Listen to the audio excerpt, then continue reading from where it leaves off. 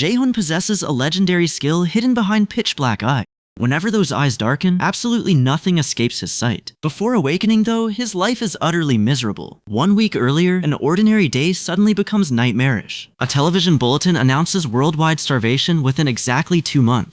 Monsters with appetites fiercer than humanity's then arrive to devour everyone. A generous deity grants humanity one mercy through supernatural awakening. Even with those powers, nearly the entire population dies. 3 months after the outside world collapses, Jaehyun remains barricaded indoors. Isolation feels awful, especially after months without another voice. He is the only living person remaining inside this building. Worst of all, the internet has vanished. This lonely survivor is Jaehyun, slowly suffocating beneath endless boredom. A monster suddenly appears outside his window, ending that boredom. The creature looks like something dragged directly from the underworld. An impossibly hideous mouth dominates the monster's horrifying face.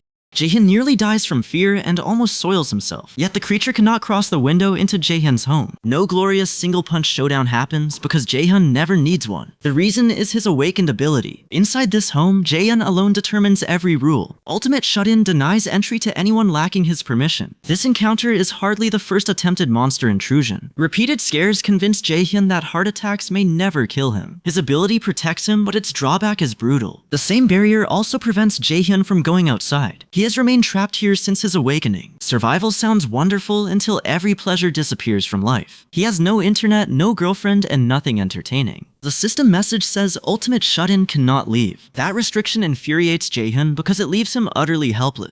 Handsome, wealthy, and already single, Jaehyun finds everything even worse. Food supplies are dwindling, while the refrigerator has stopped working. Soon, everything inside the broken refrigerator will spoil. Jaehyun wonders whether excessive safety will eventually kill him. Then a notification reveals that his skill has gained a level. He has never considered what leveling this ability actually means. The monster striking Jaehyun's window apparently dies and grants experience.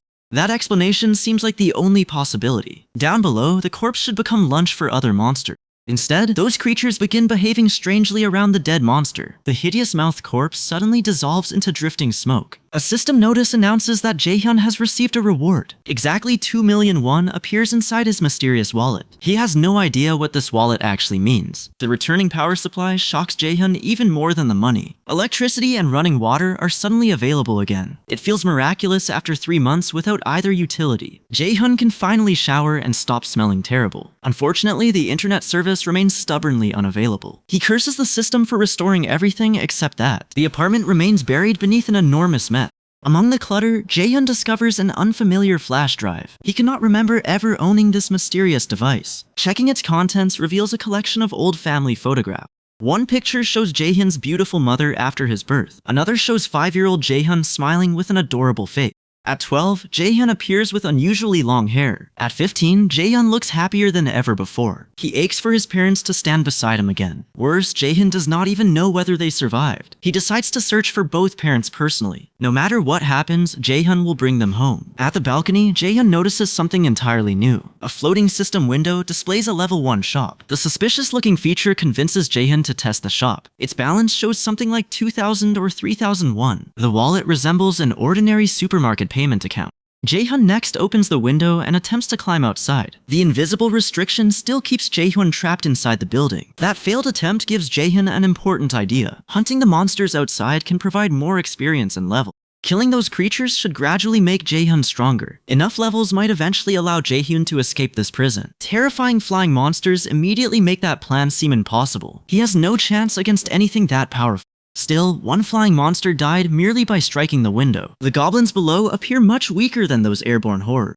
Jaehyun decides to test whether goblin hunting is possible. First, Jaehyun throws a water bottle through the barrier. The bottle successfully leaves the building while Jaehyun remains confined. Since objects can pass, Jaehyun devises another plan. Something heavier could crush the goblins from this height. As Jaehyun prepares a dumbbell, the goblins call one another. Those frightened creatures suddenly scatter before Jaehyun can attack. He curses them and insists the experiment must continue. Using all his strength, Jaehyun hurls the dumbbell downward. The dumbbell misses because his aim is terrible. Only one dumbbell remains, leaving Jaehyun without another plan. A sudden noise rises from the street below. The goblins begin screaming and gather into a single group. Together, they charge directly toward Jaehyun's building. Their perfectly synchronized movement makes the advancing horde terrifying. He initially fears that something disastrous is about to happen. Then Jaehyun notices their approach might actually help. Closer targets should be much easier for Jaehyun to hit. Another useful idea sends Jaehyun back into the shop. He confirms that all his points remain available there. Next, Jaehyun requests a list of every purchasable item. Just as expected, the system has analyzed his dumbbell. The shop now lists that exact model for purchase.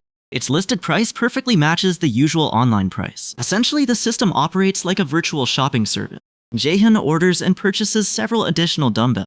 The new dumbbells instantly materialize directly before Jaehyun. Their full cost is deducted from Jaehyun's account. The impossible convenience leaves Jaehyun stunned. He wonders whether people downstairs heard all that screaming. He throws another dumbbell downward with maximum strength. This attempt gets lucky and strikes one goblin's head. The system confirms the goblin's death and awards experience.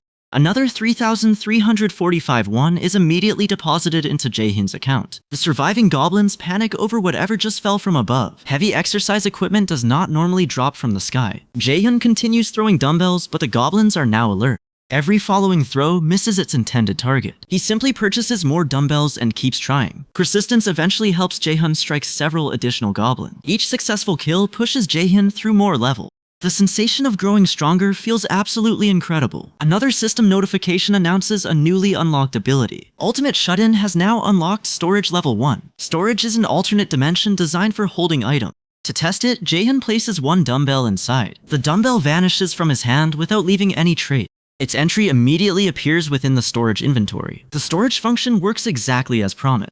Jaehyun retrieves the dumbbell directly into his hand. This astonishing ability allows Jaehyun to store absolutely anything. Seeking a crueler tactic, Jaehyun packs the storage with dozens of dumbbells. He releases the entire load high outside his apartment building. A deadly shower of dumbbells plummets toward the goblins below. The goblins cannot escape and are crushed beneath the falling weight. None survive the impact, leaving every goblin dead. Jaehyun marvels at applications of his powers he never imagined. He also discovers he can analyze other items, including food. Once analyzed, those products become purchasable using money through the shop. Unfortunately, Jaehyun now faces the problem of having limited funds. His ongoing electricity bill also continues eating through that money. Since the dumbbell massacre, monsters avoid approaching his apartment. Without nearby monsters, Jaehyun earns neither money nor experience. If nothing comes closer, his situation will become hopeless. He desperately needs another reliable method for killing monsters. While Jaehyun considers his options, something suddenly appears overhead. He recognizes the same creature that attacked him previously. Worse still, the approaching beast is a high-level calican. He rushes into the kitchen and ties shiny spoons onto a chair. He hangs the strange lure outside, letting the spoons reflect sunlight. The trick works, and the calican notices the flashing reflection. It charges toward the building, its revolting mouth prepared to strike. This time Jaehyun remains calm because his barrier is still active. The creature cannot break through regardless of its strength. He expects repeated collisions to kill it like the previous monster. That easy death would also provide Jaehyun with more experience. Yet this calican proves smarter and recognizes the barrier's obstruction. It abandons the assault and seemingly flies away from the building. Jaehyun protests in disbelief, unwilling to lose such valuable prey. The calican has not truly left and instead lands on the roof. He leans outside to check and nearly soils himself from fright. The beast repeatedly pecks one location with terrifying force. One thought briefly reassures Jaehyun. The barrier remains absolute. Nothing enters without permission from the supreme shut-in himself. He opens the shop while the relentless pecking continues above. If dumbbells handle goblins, he needs something suitable for this giant. Watching the monster attack gives Jaehyun a dangerous new idea. He spends some cash purchasing several bottles filled with oil. He pours the oil into pots and heats them thoroughly. He intends to discover whether boiling oil can kill anything. Next, Jaehyun wraps paper around sticks for an improvised torch. He transfers the pots of boiling oil into his storage. After igniting one wrapped stick, Jaehyun prepares his ultimate maneuver. The calican continues hammering its beak against the unyielding barrier. He commands the oil to descend directly from the sky. His storage opens overhead, positioned precisely above the unsuspecting monster. Scalding oil cascades onto the calican, making it scream in agony. Jaehyun follows by hurling the burning stick onto the drenched beast. The oil instantly catches fire, surrounding the calican with raging flame. He celebrates his success and declares the beast thoroughly roasted poultry. Still burning, the calican crashes heavily onto the ground below. Its scorched body smells terrible and looks even more revolting. When the monster finally dies, a system notification appears. The message confirms the Calican's defeat and awards Jaehyun experience. His available cash has now climbed to exactly 9,347,000 won. The Supreme Shut-in is wealthier than he has ever been. Then Jaehyun unexpectedly fulfills a requirement and triggers another change. His territory expands beyond the apartment to encompass the entire building. That expansion also grants Jaehyun a mysterious new ability. Pain strikes first as his vision breaks into flickering glitches. Suddenly, he can observe every part of the apartment building. His sight reaches people living on the floors beneath him. One family sits inside their living room, visibly miserable and hungry. Confused, Jaehyun wonders what is happening to his eye. He also questions the identities of these unfamiliar residents. After several seconds, the strange sight fades and his vision returns. Yet the system now displays detailed information about those residents. The records identify a 30-year-old father and 30-year-old mother. Their daughters are 3 and 6 years old. All 4 qualify to become official citizens within Jaehyun's territory. The system warns that every non-citizen will be forcibly expelled. Ignoring them means exposure outside, where monsters will kill them. Unable to allow that outcome, Jaehyun grants citizenship to all 4. He then examines his new ability and confirms his suspicion. The power is called Supreme Eyes and currently remains level 1. It allows Jaehyun to observe everything happening throughout his territory. Within those boundaries, nothing can escape Jaehyun's watchful sight. A population list also appears within the system interface. The territory currently contains 4 citizens from 600 available slots.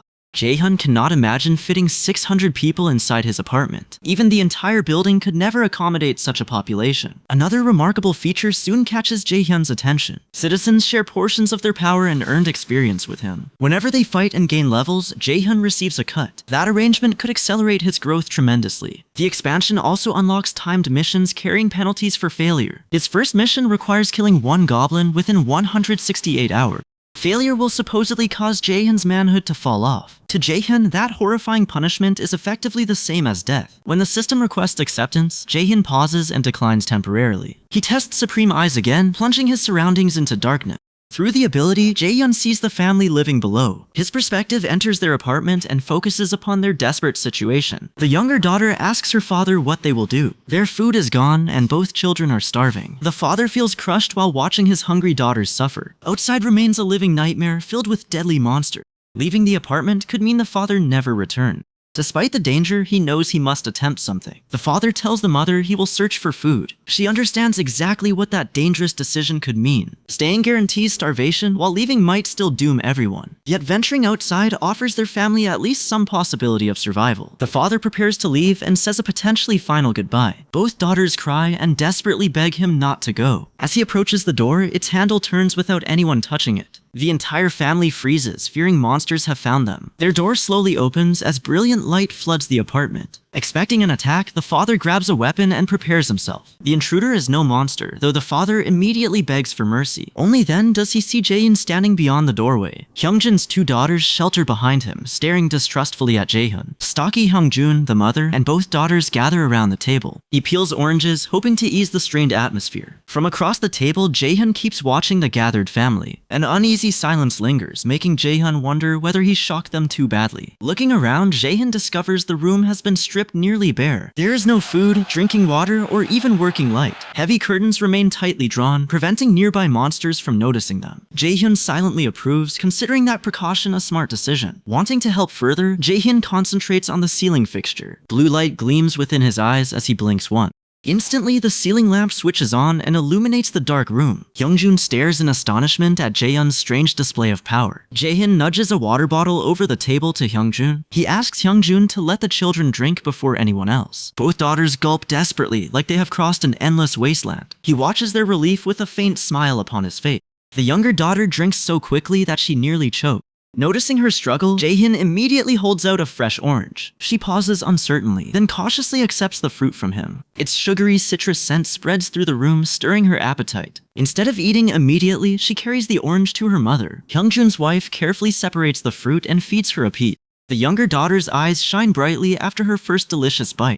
Sweet juice floods her mouth as the tender orange practically dissolves. Her delight is unmistakable to everyone gathered around the table. Watching her sister, the older daughter, requests a piece as well. Hyungjun's wife agrees, and cheerful laughter soon warms the room. As Jaehyun observes them, a system message appears before his eyes. Trust toward Jaehyun has risen sharply throughout Hyungjun's entire family. The younger daughter's trust reaches 57, qualifying her as a vessel. He recoils internally when he reads the unexpected system announcement. He still lacks a clear understanding of what vessels actually are. One certainty remains. Jaehyun refuses to choose a 3-year-old child. Instead, he considers raising Hyungjun's trust from its current level of 31. He needs that number to reach 50 as quickly as possible. His thoughts break when Hyungjun suddenly addresses him with heartfelt gratitude. Hyungjin sincerely asks how he could ever repay such generosity. Remaining calm, Jaehyun suggests continuing their conversation somewhere outside. In the hallway, Jaehyun stands privately beside Hyungjun. Jaehyun asks whether Hyungjun received a system notice concerning citizenship. Hyungjun confirms that the mysterious citizenship message appeared for him. Pressing further, Jaehyun asks whether anything unusual happened alongside it. Hyungjun explains that everyone briefly froze where they were standing. That detail reveals a crucial truth about his citizenship ability. Without timely citizenship, Hyungjun's family would have vanished from the building. The discovery sharpens Jaehyun's expression into grim, focused determination. He offers food, water, shelter, and protection in exchange for assistance. Above everything else, he guarantees that Hyungjun's family will remain safe. Stunned by the proposal, Hyungjun asks how such guarantees are possible. He withholds an explanation and delivers his condition with absolute firmness. For food and safety, Hyungjun must trust Jaehyun without questioning him. Jaehyun promises never to demand anything that endangers Hyungjun's life. Closing his eyes, Hyungjun chooses to follow his instinct. Despite the circumstances, Hyungjun senses that Jaehyun is not malicious.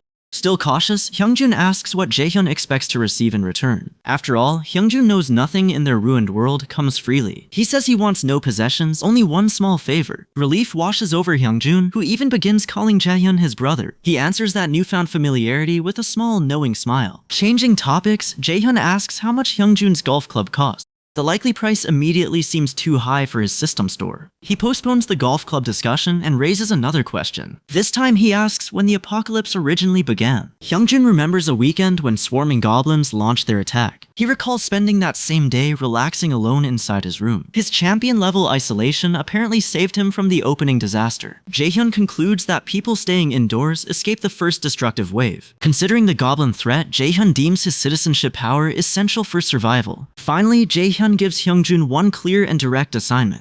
Hyungjun must locate other survivors and guide them into this building. Later, Jaehyun stretches comfortably across the sofa while studying another notification. Hyungjun's trust continues climbing gradually but steadily within the system. It has already reached 40, yet Jaehyun impatiently wants 50.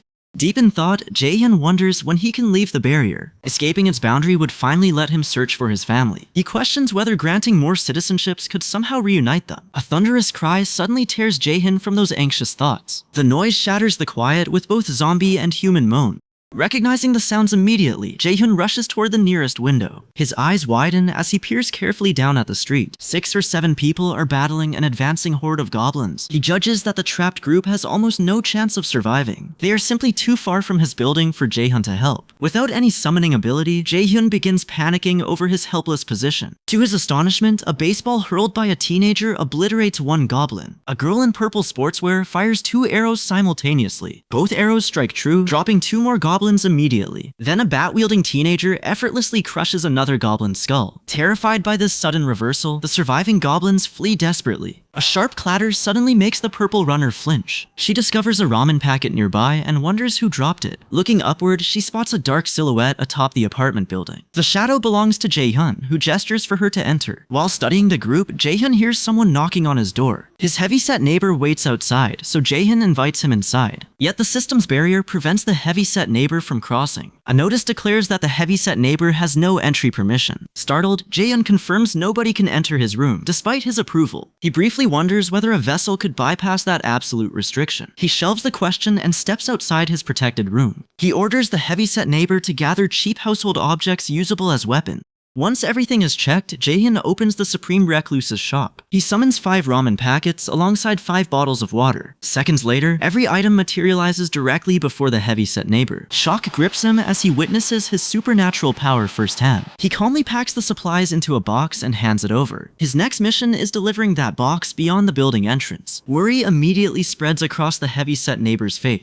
He reminds Jaehyun that numerous goblins still prowl outside. He assures him every nearby goblin has already been killed. Though hesitant, the heavy-set neighbor ultimately chooses to believe Jaehyun. He adds that food carries enormous value beyond their shelter. His grand strategy involves feeding hunters until they recognize him as king. Once indebted, those hunters should obey Jaehyun without challenging his commands. He smiles, knowing this follows the established enslavement technique. Under this method, food and water inevitably transform recipients into slaves. Trusting Jaehyun without reservation, the heavy-set neighbor agrees to proceed. He creates a fresh system mission specifically for the heavy-set neighbor. The promise of experience points makes him accept with excitement. Carrying the box downstairs, he grips a golf club tightly. Anxiety follows every step, but his trust in Jaehyun remains firm. At last, the heavy-set neighbor emerges from the apartment building. Terror strikes instantly, leaving one urgent command inside his mind. He must drop the box quickly, then run straight back. As he crouches to set it down, approaching footsteps reach him. The heavy-set neighbor freezes, trembling uncontrollably where he stands.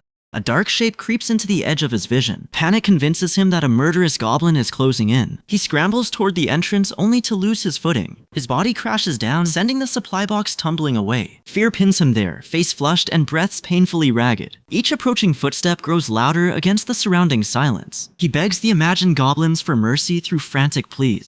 Gathering his courage, the heavy-set neighbor finally opens his eyes. Instead of goblins, 6 young survivors stand directly before him. Teenagers and students alike stare down at him with equal surprise. Upstairs, the system alerts Jaehyun that the outside group seeks entry. Understanding their intentions, Jaehyun activates the Supreme Recluse's omniscient eye.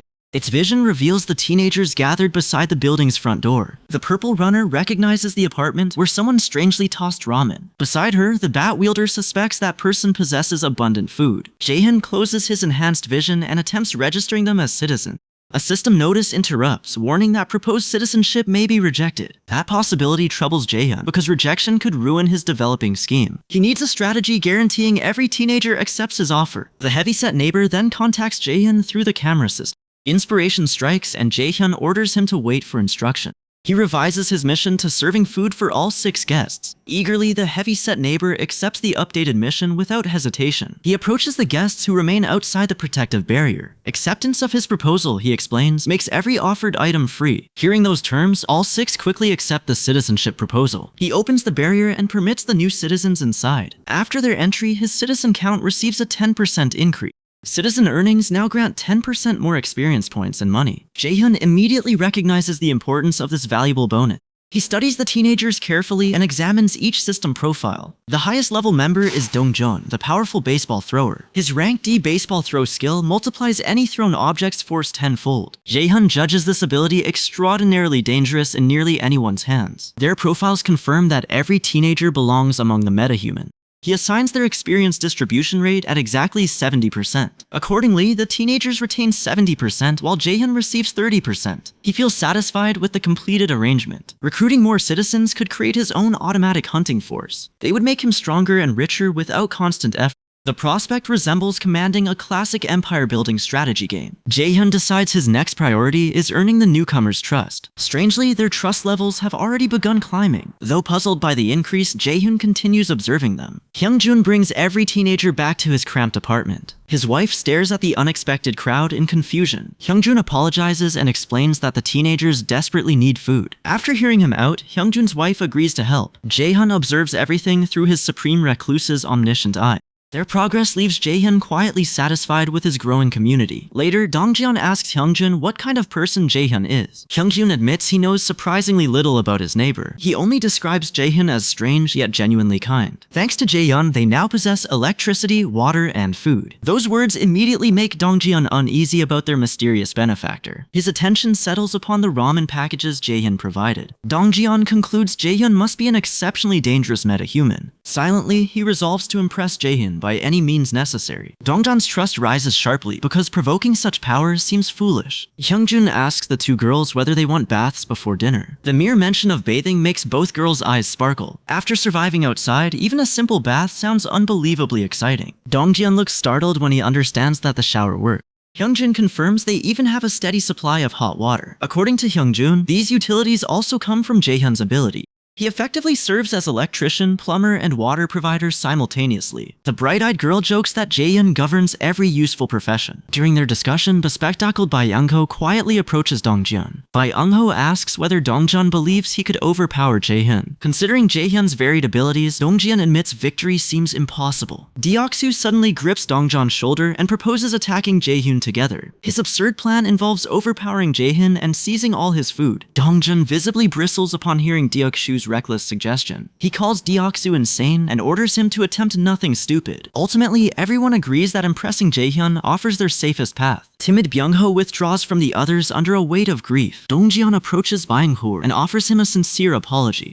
Hours before the apocalypse, Dongjun invited Byung-ho to that party. Without that invitation, Byung-ho might have rescued his family. Byung-ho insists that Dongjian bears no blame for what happened. Dongjian promises they will plan a rescue immediately after eating. Their target will be Byung-ho's grandmother, who may still survive. Yet Byung-ho remains tormented by the possibility they waited too long. He fears goblins may have already found and eaten her. A heavy silence descends when approaching footsteps reach their ears.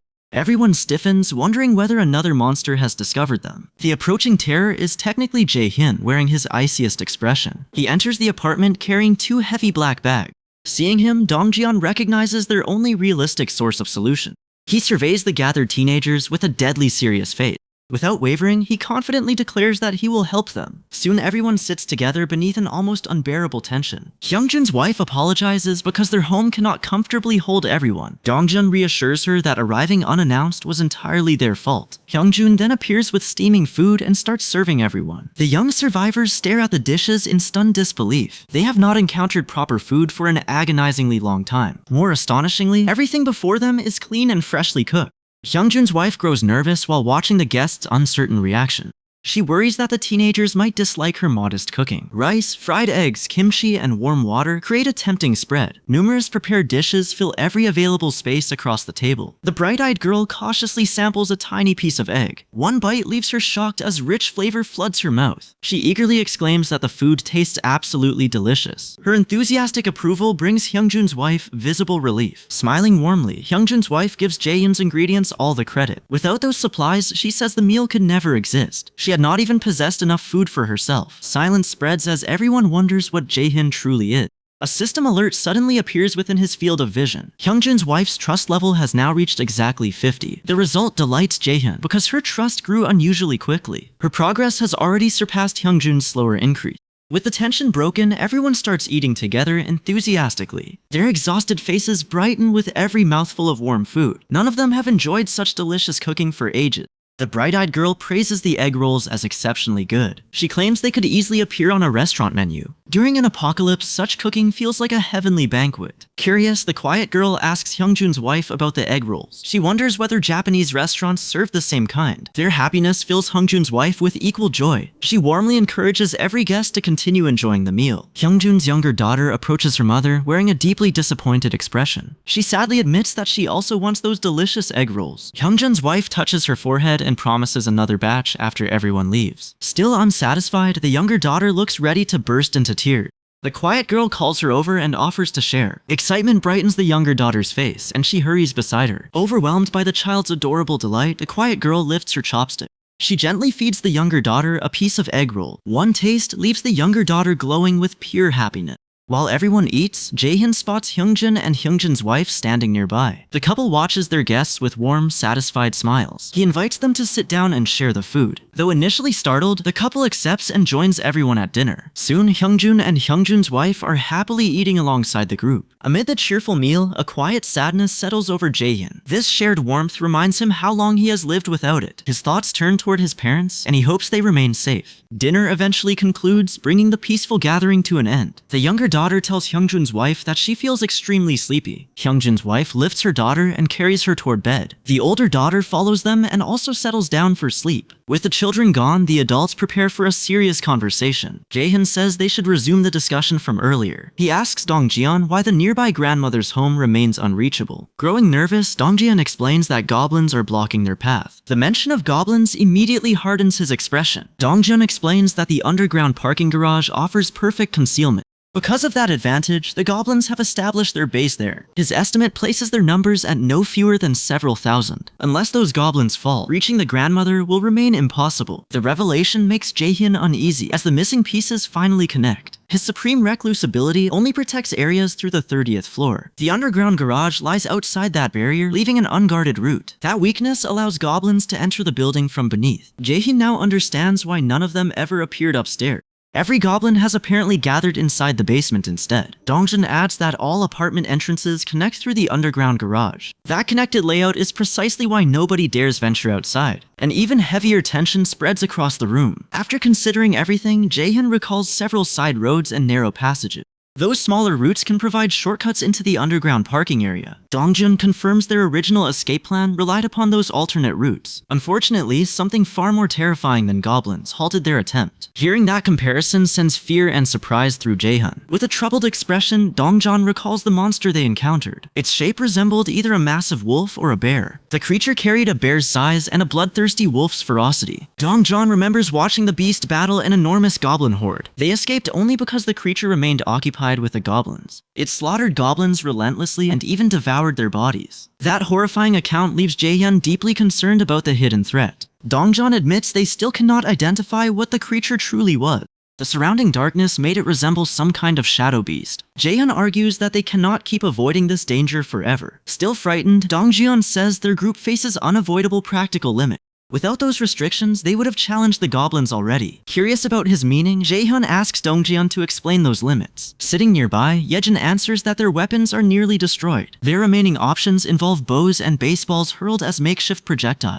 Eventually, they will exhaust everything available for shooting or throwing. To Jaehyun, solving such a supply problem seems remarkably simple. He reassures everyone that he can handle this difficulty for them. He then asks to inspect their bows and baseballs. The group brings out the worn equipment and places it before him. After examining everything, Jaehyun stores a baseball inside his system inventory. His attempt to store the bow triggers a system message. Listing the high-quality compound bow requires a payment of 1,530,000 won. Without hesitating, Jaehyun pays the fee and registers the bow. Unlimited arrows and baseballs consequently become available through his system store. He asks whether everyone present already knows how to handle bows.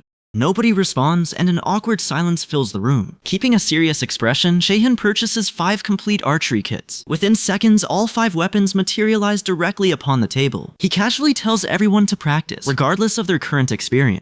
He distributes the bows and urges them to begin training immediately. A system notification suddenly reports increases across several of their trust levels. Seeing the trust gains, Jaehyun feels both surprised and deeply pleased. Hope spreads through the group as everyone considers their improved chances. With Jaehyun's help, they believe Byung-ho's grandmother might truly be saved. Their trust in Jaehyun rises steadily alongside that belief. Dongjun beams, thrilled by what the new equipment promises. He expects the weapons to greatly improve his hunting efficiency. Another survivor celebrates no longer risking death to recover spent arrows. Hopeful excitement fills the room, replacing much of their earlier doubt.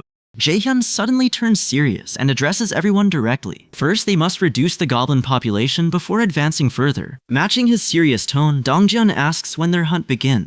Jaehyun answers tomorrow and guarantees Byung-ho's grandmother will be saved then. His certainty further motivates everyone preparing for the dangerous operation. Hearing that promise, Byung-ho's face immediately brightens with happiness.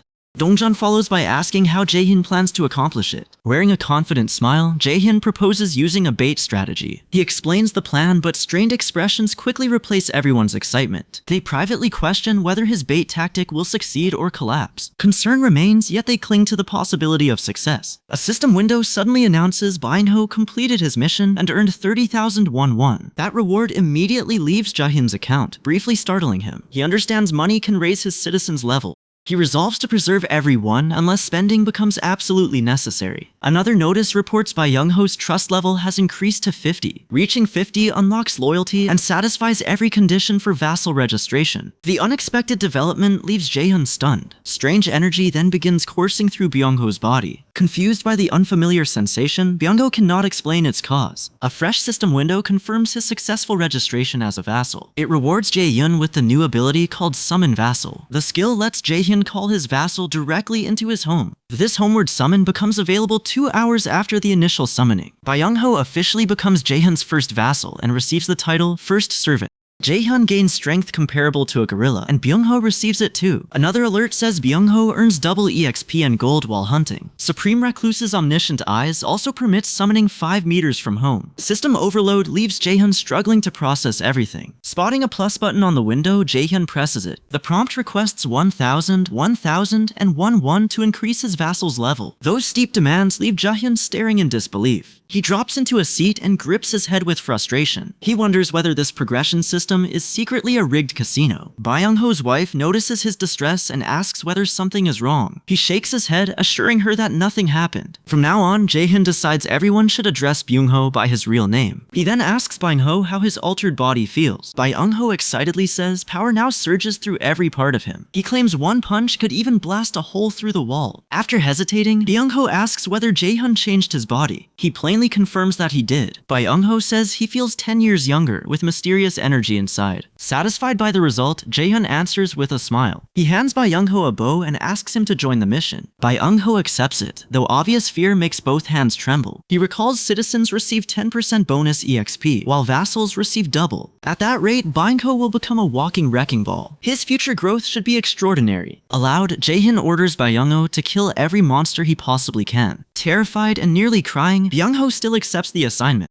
Byung-ho's brave decision genuinely delights Jaehyun. Smiling, Jaehyun says he will be counting on him. Mission day begins with the group inspecting the apartment building's first floor. They advance carefully through the heavily damaged area. Deoksu tells Dongjeon this search may be pointless. Broken windows and severe damage suggest nobody could remain there. He argues that the floor probably contains no survivor. Dongjeon rejects that assumption and insists they search regardless. He invokes Jaehyun's orders, reminding everyone they form a rescue team. Their duty requires saving as many trapped people as possible. He specifically ordered them to locate every survivor inside the building. They must then escort those survivors safely up to the 30th floor. Dongjeon pauses, gathers the group, and begins outlining the mission's core. Their plan requires drawing many goblins inside, then wiping them out. Success depends on locating the largest possible number of survivors. Dongjeon asks whether everyone understands the assignment without any confusion. The team answers confidently, restoring Dongjeon's flagging morale. Deoksu grips his iron club, eager to crush approaching monsters. Dongjeon orders everyone toward Unit 101 and warns them to stay vigilant. Goblins could emerge without warning, so nobody can lower their guard. The group searches Units 101 and 102 under an unbearable stench. Blood covers the interiors, revealing signs of someone dragged toward death. Scattered bodies, shattered windows, and stained walls form a horrifying tableau. Several victims lie severed, while unclothed women suggest further goblin atrocity.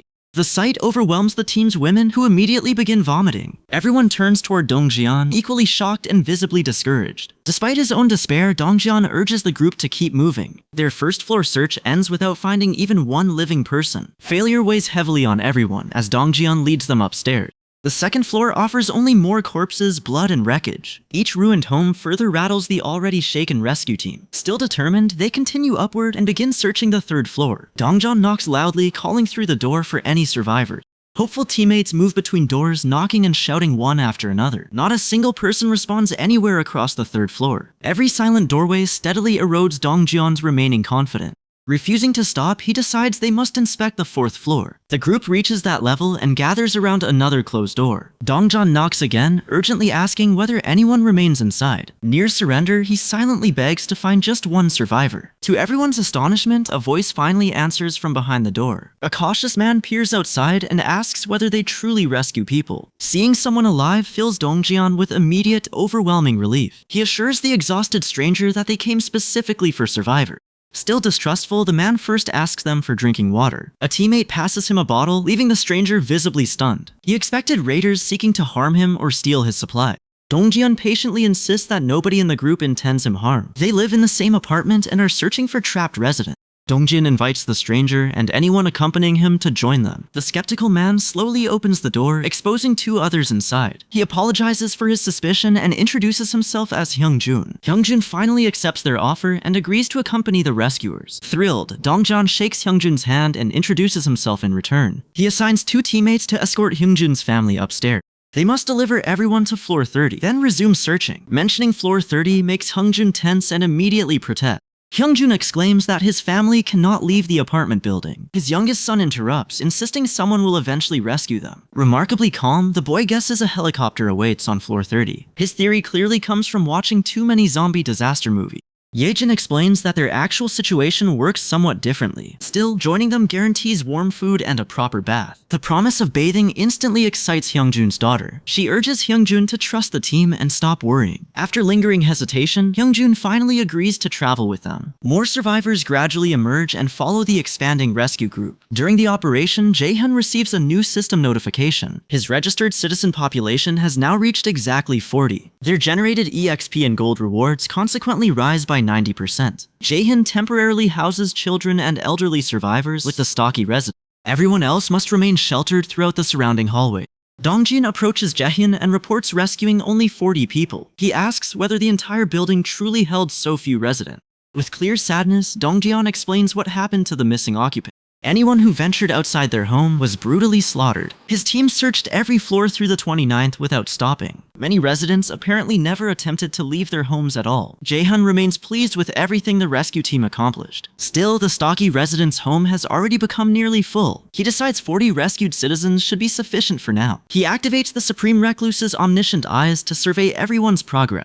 His enhanced vision first catches Byung-ho lifting a chair. The stocky resident and several others jointly carry an enormous water jug. Nearby women also work alongside them on the remaining preparation. Finally, Jaehyun observes Dongjian staying occupied with his assigned duties. Nearly every preparation ordered by Jaehyun has now been completed. Jaehyun smiles slightly and tells Dongjin they can begin phase 2. Dongjin assembles everyone and explains their next goblin hunting assignment. Their objective is luring out the goblins concealed beneath the building. Dongjin announces that operations will begin on basement level 1. For this phase, the rescuers will divide into 2 separate teams. The first team will draw out B1's goblins and destroy them. Once B1 is cleared, everyone will advance toward the goblins on B2. Byung-ho nervously asks whether their estimates might be dangerously low. Too many goblins could trap and isolate everyone inside B1. Transporting the goblin corpses could also expose them to unexpected danger. Yejin grips her bow and confidently promises to slaughter every goblin. She assures Byung-ho that his older sister will protect everyone. Dongjian adds that their expanded arrow supply gives them another advantage. His confidence finally persuades Byung-ho to accept the proposed operation. A sudden noise interrupts them, instantly putting the entire group on guard. Everyone whirls around, finding 3 goblins standing directly ahead. Yejin fires without hesitation and strikes 2 goblins with separate arrows. Deoksu crushes the remaining goblin's skull apart with his club. Within mere seconds, all 3 goblins lie dead before them. Byung-ho jokingly questions why Deoksu bothered bringing a bow. After all, Deoksu had insisted that he needed one. Deoksu admits that swinging a club simply feels more natural. He also senses that his physical strength has slightly increased. Unknown to Deoksu, Jaehyun's upgraded club causes that newfound power. A woman suddenly directs everyone's attention toward the fallen goblin body. To their surprise, the corpses begin fading away before their eyes. Jaehyun is quietly gathering every reward left behind by the goblin. Byung-ho stares in shock, suspecting another mysterious ability from Jaehyun. Ignoring the commotion, Dongjian orders everyone to move toward B1. The group follows while Byung-ho's faith in Jaehyun steadily deepens. Byung-ho increasingly believes Jaehyun can truly rescue his grandmother. A system message informs Jaehyun that the group's trust has risen. He drinks water while calmly reading the newly displayed notification. Though unplanned, his actions have apparently made him everyone's guardian. The responsibility makes Jaehyun feel like the group's protective older brother. Another notification announces that Byung-ho's trust has reached exactly 50. Every condition for accepting Byung-ho as a vassal is now satisfied. Jaehyun never expected Byung-ho's confidence in him to rise this quickly. Byung-ho must sincerely believe Jaehyun can rescue his ailing grandmother. This development confirms that additional vassals will accelerate everyone's growth. Checking Byung-ho's loyalty, Jaehyun discovers an astonishing score of 88. That bond supposedly exceeds even the loyalty between mother and son. After regaining his composure, Jaehyun accepts this as excellent news. He officially confirms Byung-ho's new position as one of his vassals.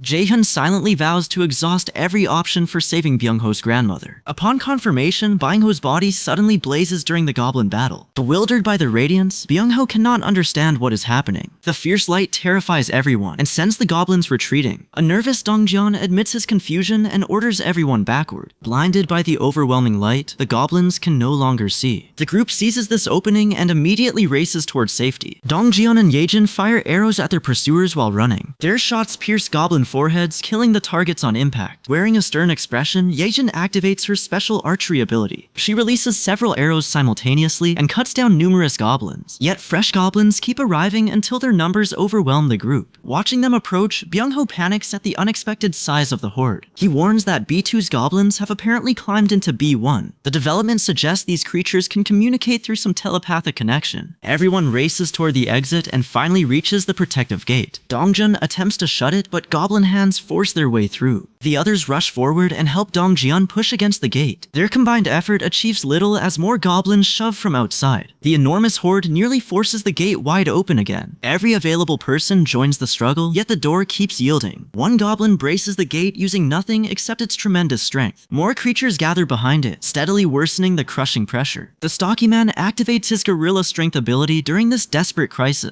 Using that power, the stocky man closes the gate entirely alone. Straining desperately, he tells himself the goblins must be stopped here. No matter the personal cost, the stocky man must hold them back. Dongchan announces that everyone else is safe beyond the secured doorway. He urges the stocky man to retreat and rejoin them quickly. The stocky man tries escaping, but the goblins smash through the gate. Their violent breakthrough knocks the stocky man onto the ground. Desperate and trapped, he tells Dongjian to abandon him and escape. Dongjian hesitates, torn between retreating and rescuing the fallen man. Deoxu suddenly charges forward and clubs an approaching goblin aside. He reaches down, attempting to drag the stocky man towards safety.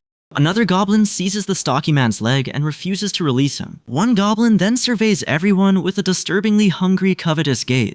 Its expression exposes the ravenous desire driving that predatory stare. The goblins regard the stocky man as a plump, tempting meal. Just as they close in, the stocky man suddenly vanishes, leaving everyone stunned. Deoxu freezes, unable to understand what just happened. The remaining goblins immediately begin closing in around Deoxu. One goblin lunges, but Deoxu launches it away with his club. Deoxu races toward his teammates while deftly evading every incoming strike. His teammates cover him with arrows, forcing a gap through the goblin. That opening allows Deoxu to escape the encirclement safely. The group keeps retreating, desperately avoiding the relentless goblin horde. Darkness blankets the moonlit building, leaving every floor eerily silent. Down in the basement, a horrifying beast steadily devours goblins. It tears through bodies, crushing and chewing them like brittle snacks.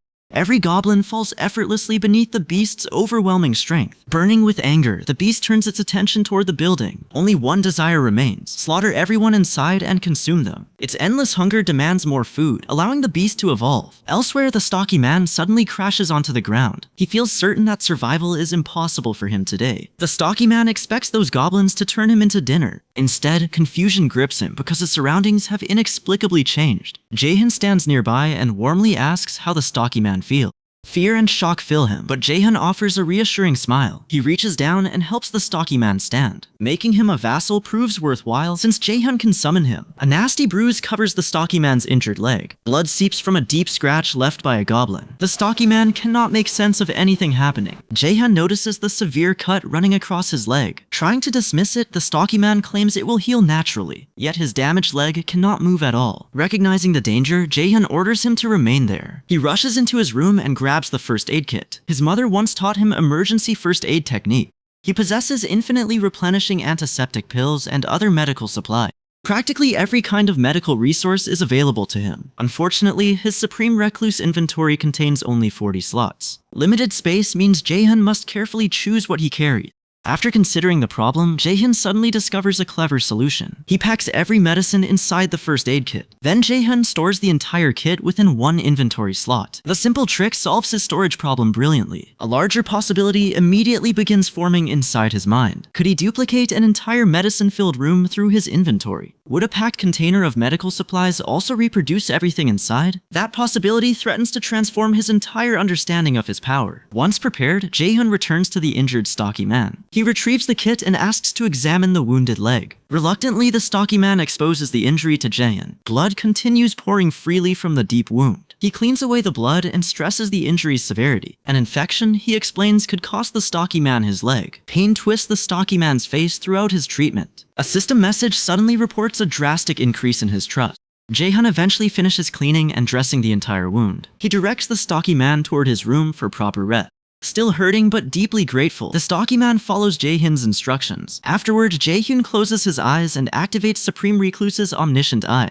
Through that vision, Jaehyun observes Yejin fighting inside the basement. Yejin relentlessly fires her bow, dropping one goblin after another. Every precise movement sends another enemy crashing to the floor. The hunt has only just begun for Jaehyun's ally. Deoksu wildly crushes every goblin within reach of his club. The fighters alternate between killing goblins and retreating upstairs. Earlier, the stocky man's sudden disappearance left Deoksu utterly dumbfounded. Deoksu then charged upstairs as though death were chasing him. Behind him, the group desperately showered the pursuing goblins with arrows. Now 2 goblins abruptly block Deoksu's path, eager to dismember him. Out of nowhere, Byung-ho erupts with astonishing aggression. Byung-ho swings his club with a frantic burst of energy. One brutal strike caves in both goblins' heads. Bai Ungo refuses to slow down after that devastating attack. He leaps ahead, lands before Deoksu, and attacks the horde. Bai Ungo proceeds to pulverize the goblins individually with terrifying force. His body seems charged with the strength of 10 enraged elephants. Everyone stares in disbelief, struggling to process Byung-ho's sudden transformation. None of them knew Byung-ho possessed such overwhelming strength. Becoming Jaehyun's vassal has flooded Byung-ho with extraordinary power. He watches the chaotic battle and finally feels relieved. For the moment, every member of the group appears safe. Jaehyun uses the brief pause to inspect Byung-ho's current status.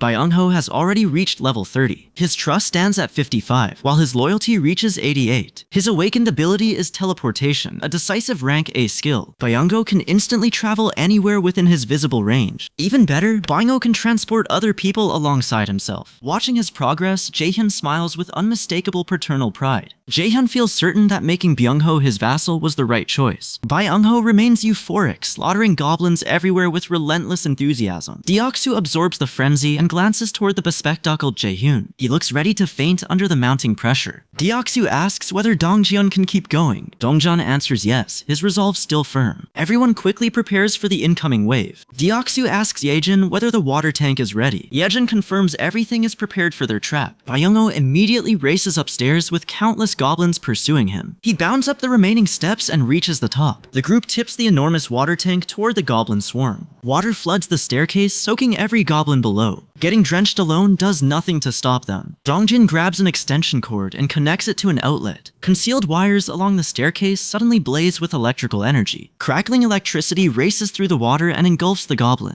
The level 6 and 7 goblins cook like meals left unattended, yet the level 10 goblins somehow remain standing. The system awards Jaehyun enormous experience and exactly 34.46411. Every last one flows directly into Jaehyun's supreme wallet. He grins after leveling up and strengthening his already outrageous skills. Then, an unfamiliar pain suddenly twists through his body. His heart pounds as though he just sprinted across Seoul. Burning agony spreads through every part of his body. A purple shield unexpectedly begins forming around Jaehyun. The barrier expands throughout the building and reaches the basement. Every high-level goblin caught within its reach abruptly freezes solid. The system warns Jaehyun about hostile presences inside his shield. He smiles, ready to establish exactly who controls this battlefield. One simple command makes every trapped goblin violently burst apart. Blood sprays across the walls, transforming them into a slaughterhouse mural. Hundreds of goblins perish together in a single instant. Elsewhere, another goblin force gathers before marching deeper inside. None of them suspects the brutal fate already approaching. A bloated goblin suddenly senses something looming behind him. Turning around, he discovers an enormous beast standing dangerously close. The beast instantly bites through his bulky body and kills him. It savagely devours his flesh like an especially satisfying meal. The remaining goblins watch the grisly feeding with terrified expressions. The beast charges first, leaving them no opportunity to escape. Its claws carve through the crowd like blades through wet paper. Several foolish goblins sneak behind the beast and launch attack. Their feeble strikes land, but the beast barely notices them. It hurls those attackers aside like worthless broken furniture. Other reckless goblins climb onto the beast and sink their teeth. They gnaw its face while tearing chunks from its body. The beast releases a furious roar as the pain intensifies. Its suffering is obvious, yet its rage overwhelms everything else. With a ground-shaking bellow, the beast seizes every clinging goblin. It tears them apart and scatters their pieces across the area. Blood erupts everywhere, coating the surroundings in gruesome streaks. The beast stomps the remaining bodies into revolting crimson pulp. Every goblin in the gathered force is exterminated. A system message unexpectedly announces that the beast received citizenship. The beast immediately starts shrinking as strength leaves its bloodied form. Its massive body undergoes an astonishing transformation. Within moments, the beast disappears and a beautiful woman remains. She lies naked beneath the blood, covering her entire body. The exhausted woman collapses unconscious onto the floor. Jaehyun witnesses everything through Supreme Recluse's omniscient eye. Stunned beyond words, Jaehyun can only mutter, is that another system window appears and reveals even more astonishing information. The window identifies the woman as Yeonju, wielder of Dress-Up Bear. Dress-Up Bear lets Yeonju transform into a terrifying monster. The ability maximizes every physical attribute and all regenerative capability. Jaehyun marvels at Yeonju's level 33 status and rank A skill. More system notifications immediately arrive with updates about his ally. Dongjun and Yejin both reach 50 trust, unlocking loyalty. Deoksu's loyalty exceeds 30, satisfying every requirement for vassal registration. Jaehyun smiles and orders the system to register Deoksu. Deoksu officially joins the group as Jaehyun's newest vassal. Registration grants Deoksu the awakened ability called Iron Knight. The system explains that Iron Knight summons a halberd and full iron armor. Jaehyun understands a crucial relationship between vassal levels and abilities. Higher vassal levels produce correspondingly stronger awakened abilities. He mentally examines each registered vassal and their current strength. The barrel-built fighter possesses gorilla-like power, a rank C skill, and level 20. Deoksu's rank B Iron Knight ability places him at level 25. Byung-ho's rank A teleportation ability places him at level 30. Jaehyun considers the pattern more carefully after comparing those results. Registration seemingly determines each vassal's level from their awakened ability's rank. One troubling question remains about whether skill ranks are randomly assigned. By Young-ho's rank, a skill might correspond directly with his loyalty score. Why then does the barrel-built fighter hold a higher corresponding score? Could greater loyalty somehow produce nothing better than a rank C skill? Deoksu, after all, receives rank B with only 31 loyalty. Puzzled, Jaehyun searches for the hidden factors governing ability rank. Understanding those rules matters because he may register only 10 vassals. Candidates capable of higher ranked abilities would make far wiser choices. He worries he cannot predict the consequences of registering a metahuman. A sudden system alert cuts through his calculation. The metahuman may now freely traverse stairways, elevators, and corridors. After weighing this update, Jaehyun walks toward the elevator. Using Supreme Recluse's omniscient eyes, he finds Yeonju unconscious on the floor. He summons the barrel-built fighter, who arrives as the elevator doors part. Jaehyun directs him toward basement level 2 to retrieve Yeonju. Nearby, their teammates bind defeated goblins with ropes, baffled by everything. Every goblin apparently fled in terror from some unknown threat. Dongjun reels after witnessing the ability's raw, overwhelming force. A single finger snap from Jaehyun bursts every goblin effortlessly. Dongjun recalls the barrel-built fighter, praising Jaehyun's seemingly divine powers. Those strange claims even included Jaehyun somehow supplying hot water. The pieces finally align. This spectacle must belong among his gifts. He also remembers the barrel-built fighter's wife discussing their food ingredient. According to her, Jaehyun provides every ingredient they use. Deep in thought, Dongjun connects every convenience to Jaehyun's ability. Such strength means Jaehyun may truly need nobody beside him. Yet Jaehyun still chooses to help everyone trapped in this damned world. Dongjun's faith in him climbs higher than ever. His thoughts then settle upon Byung-ho's striking transformation. Byung-ho was always withdrawn until meeting Jaehyun changed his behavior. For one unsettling moment, Byung-ho even acted like a deranged killer. As Dongjun gathers wires, one certainty dominates his mind. Jaehyun is terrifyingly powerful, and everyone should fear his abilities. Downstairs, the barrel-built fighter races toward basement level 2. He hurries there to rescue the unconscious Yeonju. Dongjun reflects on everyone's incredible luck that Jaehyun selected them. Supreme Recluse's omniscient eyes lets Jaehyun monitor every unfolding detail. Remaining vigilant, he carefully calculates whatever move must come next.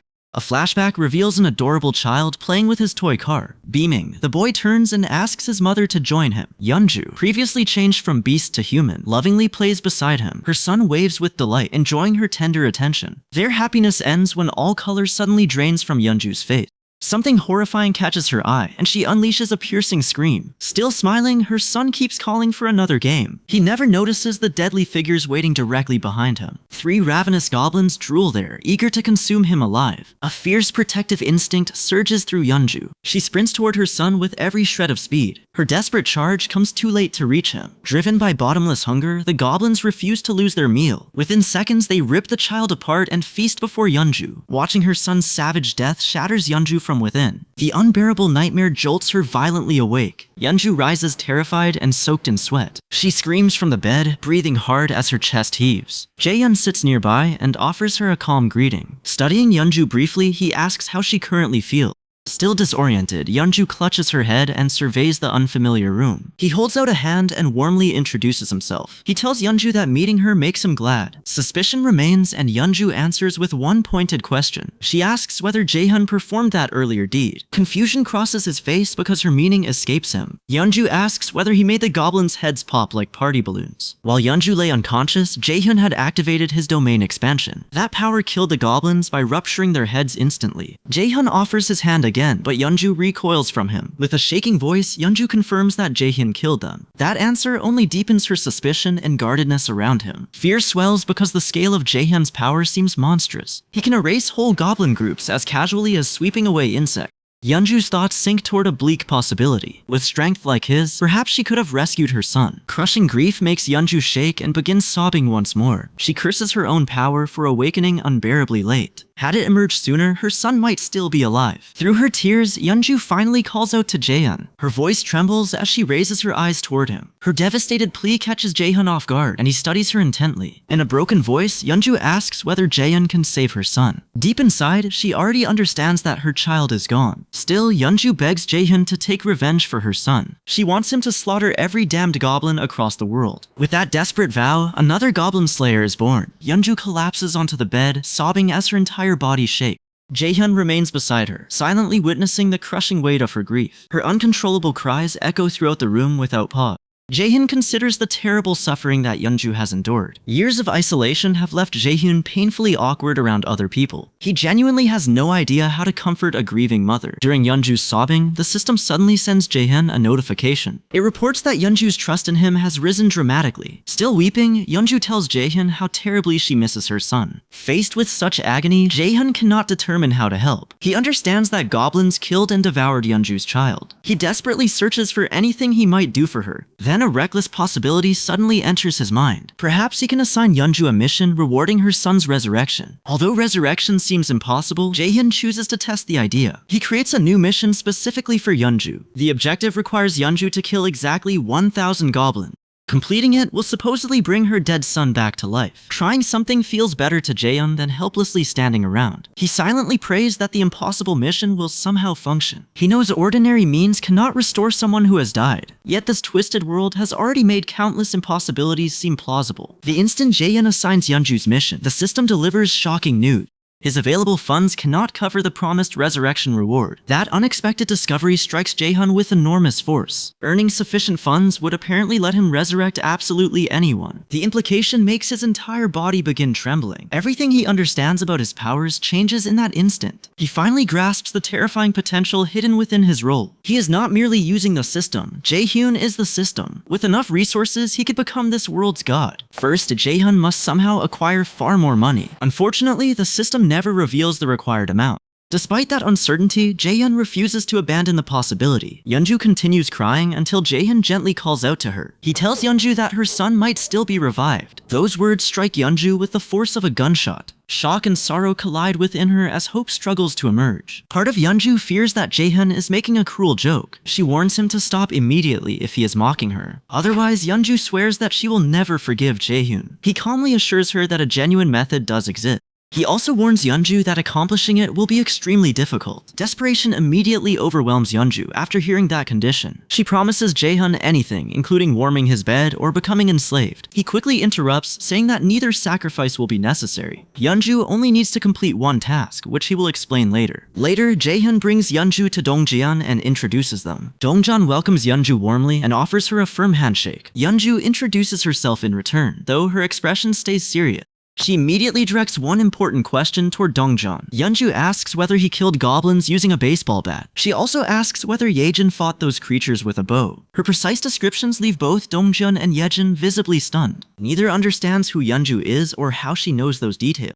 Yejin cautiously asks whether they have encountered Yeonju somewhere before. Attempting to ease the tension, Yeonju curls one hand like a paw. She strikes a cute pose and insists they have met before. Yeonju playfully wonders whether they truly cannot recognize her. Dongjian, Yejin, and Deoksu stare back in total confusion. A confident smile spreads across Yeonju's face as she transforms. Thick fur gradually begins emerging across Yeonju's expanding body. A dark, threatening presence gathers around her transformed figure. Soon, heavy fur covers every part of Yeonju's body. Yejin recognizes the transformed Yeonju and nearly screams in alarm. Standing nearly 3 meters tall, Yeonju resembles a terrifying killing machine. She rises upright, appearing ready to tear apart anyone nearby. The others finally recognize the creature that blocked them inside the basement. That same towering figure had slaughtered goblins there with relentless fury. Their horrified reactions amuse Yeonju, who begins laughing at them. Covering her face with one hand, Yeonju offers a careful correction. She explains that she is specifically a bear, not merely some beast. Yeonju then reassures everyone that she is not their enemy. In fact, she repeatedly protected them by killing goblins underground. They simply never noticed that Yeonju was secretly helping them. Instead, everyone assumed the monstrous bear intended to kill them too. Deoksu and Dongjeon finally understand that Yeonju is telling the truth. The basement creature never once launched an attack against them. Yeonju had targeted goblins that were moments away from killing them. Overjoyed by this revelation, Dongjeon eagerly approaches Yeonju. He declares that their basement encounter was never a coincidence.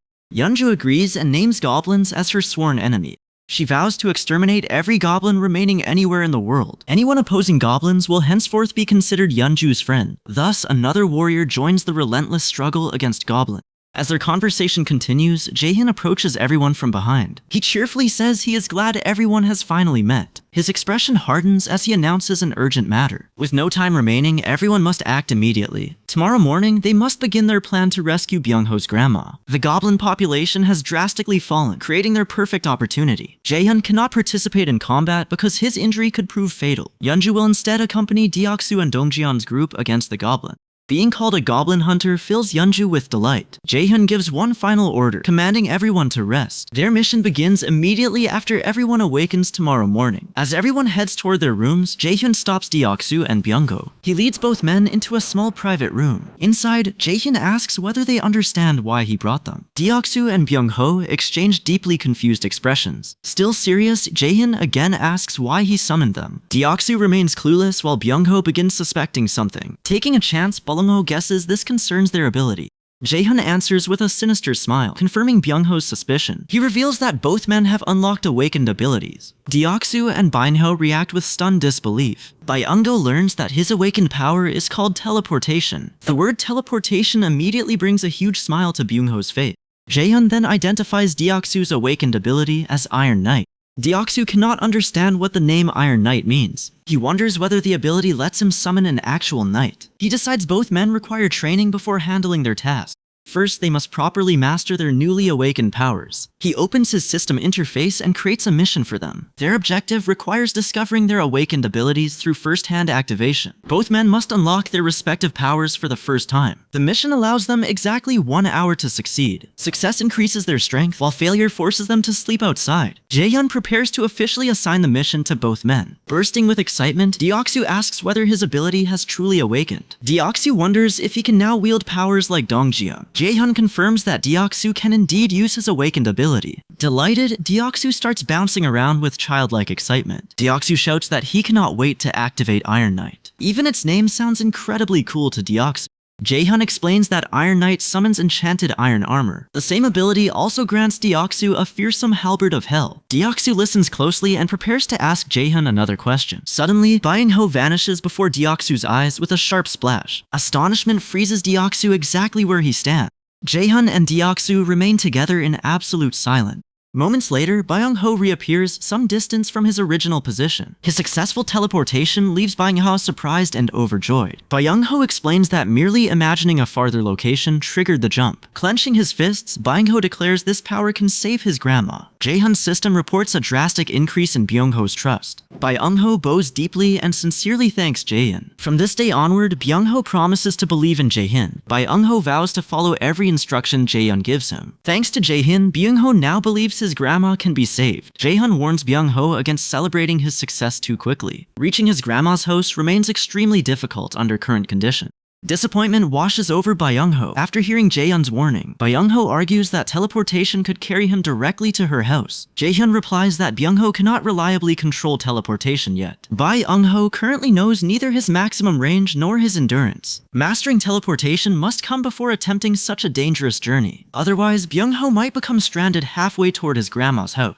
He could also collapse unconscious and be killed by goblins. Though disappointed, Byung-ho recognizes the logic behind Jae-hyun's warning. Saving his grandma must wait until Byung-ho gains greater control. During their conversation, an intense flash suddenly erupts behind them. Jae-hyun and Byung-ho quickly turn toward the brilliant light. A gigantic armored figure stands there, gripping an enormous iron axe. The towering figure resembles a dangerous statue brought violently to life. That imposing armored figure is none other than Deoksu. Deoksu has successfully activated his awakened Iron Knight ability. Thick, powerful, enchanted iron armor now covers Deoksu's entire body. Deoksu also wields a massive and terrifying iron axe. Seeing his magnificent armor and weapon sharply increases Deoksu's trust. Jae-hyun's system reports that Deoksu's trust and loyalty rose drastically. Overwhelmed with happiness, Deoksu begins dancing inside his heavy armor. Jae-hyun now tells Byung-ho to teleport onto the neighboring building. This challenge will serve as Byung-ho's very first mission. Reaching it easily would prove Byung-ho controls his ability properly. Byung-ho studies the neighboring building, remains motionless a while, then steals himself. Jae-hyun also creates a timed system mission for Byung-ho. It requires him to reach the neighboring building within 3 minutes. Success will reward Byung-ho with greater teleportation proficiency. Focusing intensely, Byung-ho hears Deoksu encouraging him from behind. Deoksu's supportive words give Byung-ho an extra boost of confidence. With a grave expression, Byung-ho pictures himself teleporting next door. An instant later, he vanishes from where he stood. Byung-ho successfully reappears inside the building across from them. From a window, Byung-ho waves toward Jae-hyun below. Jae-hyun beams, delighted Byung-ho already crossed such a long distance. Equally thrilled, Byung-ho keeps waving happily from the neighboring building. Darkness abruptly floods Byung-ho's vision while he celebrates. He loses consciousness and crumples inside the building. Watching him collapse leaves Deoksu and Jae-hyun terrified. Neither understands what suddenly happened to Byung-ho. Jae-hyun wastes no time and summons Byung-ho back using his ability. Once Byung-ho returns, Jae-hyun carefully puts him down to sleep. Jae-hyun immediately opens Byung-ho's system status and checks his health. His condition is healthy. Byung-ho is merely sleeping. He suspects depleted mana caused the sudden collapse. Another possibility is that Byung-ho can only teleport short distances. Exceeding that limit drains every bit of energy and knocks him unconscious. Jae-hyun explains his conclusions and reassures Deoksu that Byung-ho is fine. After resting briefly, Byung-ho should wake up normally. Jae-hyun suddenly faces Deoksu and asks whether he enjoys exercise.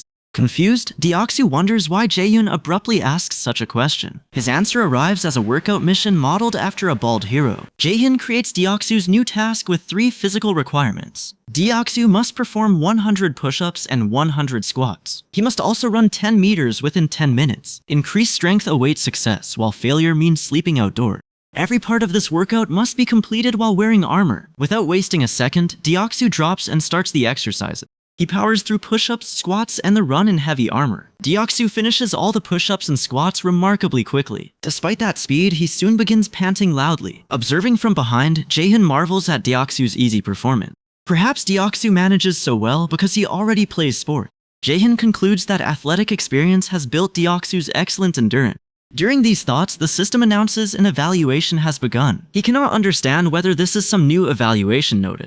No evaluation notification has ever appeared for him previously. Still thinking, Jae-hyun hears Deoksu request another task or quick mission. Jae-hyun declines, saying today's training is finished and Deoksu may leave. Deoksu thanks Jae-hyun and announces that he will depart. Just then, the system reports that its evaluation is complete. Completing Deoksu's mission increased his strength through the task's reward. The system says Jae-hyun's own strength also receives a small increase. This message shocks Jae-hyun as newfound power surges through his body. He can physically feel that his body has grown stronger. For Jae-hyun, this discovery is nothing short of revolutionary. Every vassal's growth can now make Jae-hyun stronger as well. That single revelation changes everything about his future. Night falls as Byung-ho and his entire group sprint onward. A large pack of goblins races close behind them. Deoksu quickly invokes his Iron Knight ability. Like a steadfast knight, Deoksu blocks the goblin's path alone. His massive axe begins cutting down the attackers one by one. Yet Deoksu cannot possibly contain the whole pack alone. Several goblins slip around both sides and charge toward Byung-ho. Behind Deoksu, Byung-ho already waits with bow and arrows ready. Byung-ho shoots down every goblin that bypassed Deoksu. He immediately prepares to kill whatever goblins still remain. Seeing Deoksu and Byung-ho, the survivors panic and retreat. A gigantic shadow suddenly rises behind them, blocking their escape. The looming figure frightens every goblin until tears fill their eyes.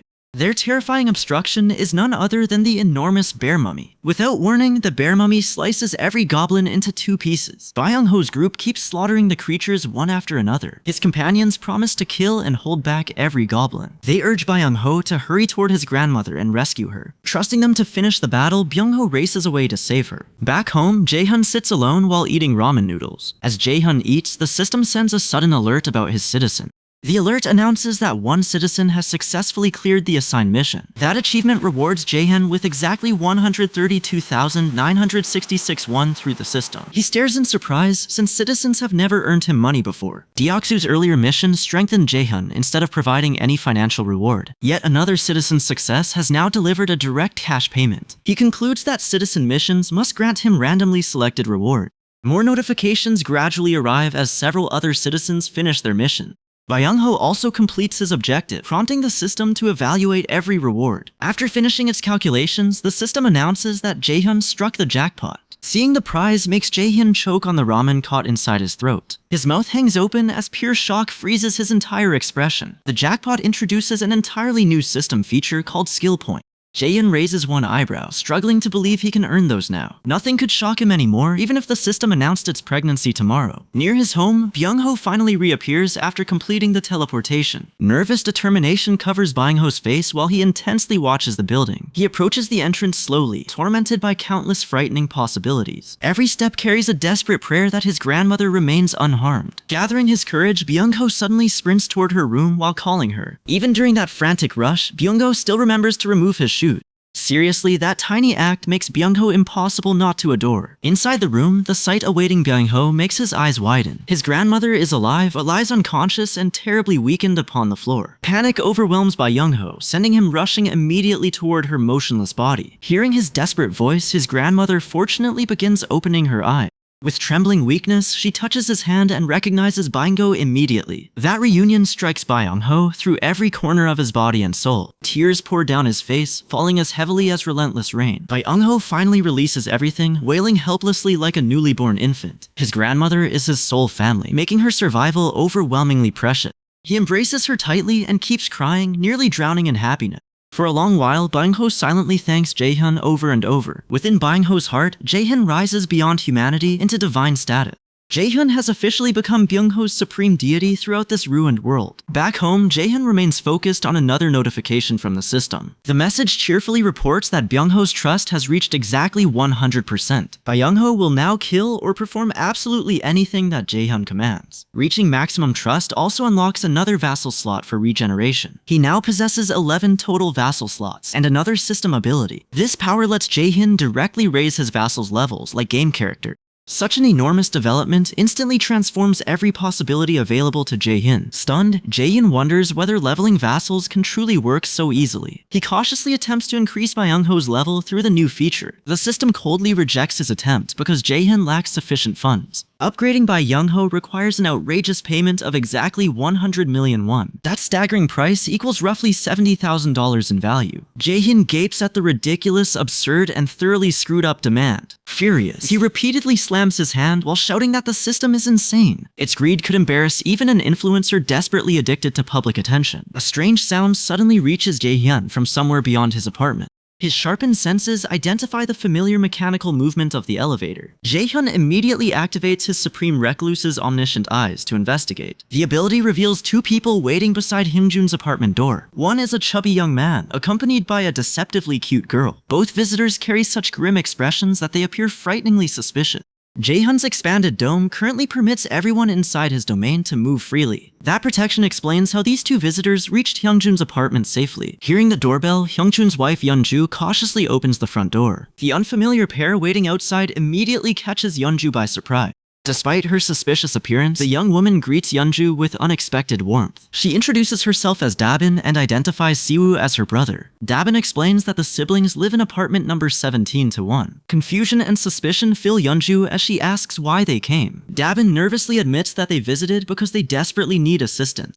With a trembling voice, she explains that Siwoo merely wants a bath. After all that tension, Yeonju can barely process such a ridiculous request. A bath sounds so harmless that the answer almost feels like a prank. Still puzzled, Yeonju welcomes them inside and calls the request easily manageable. Upon entering, Siwoo maintains his serious expression while carrying a large box.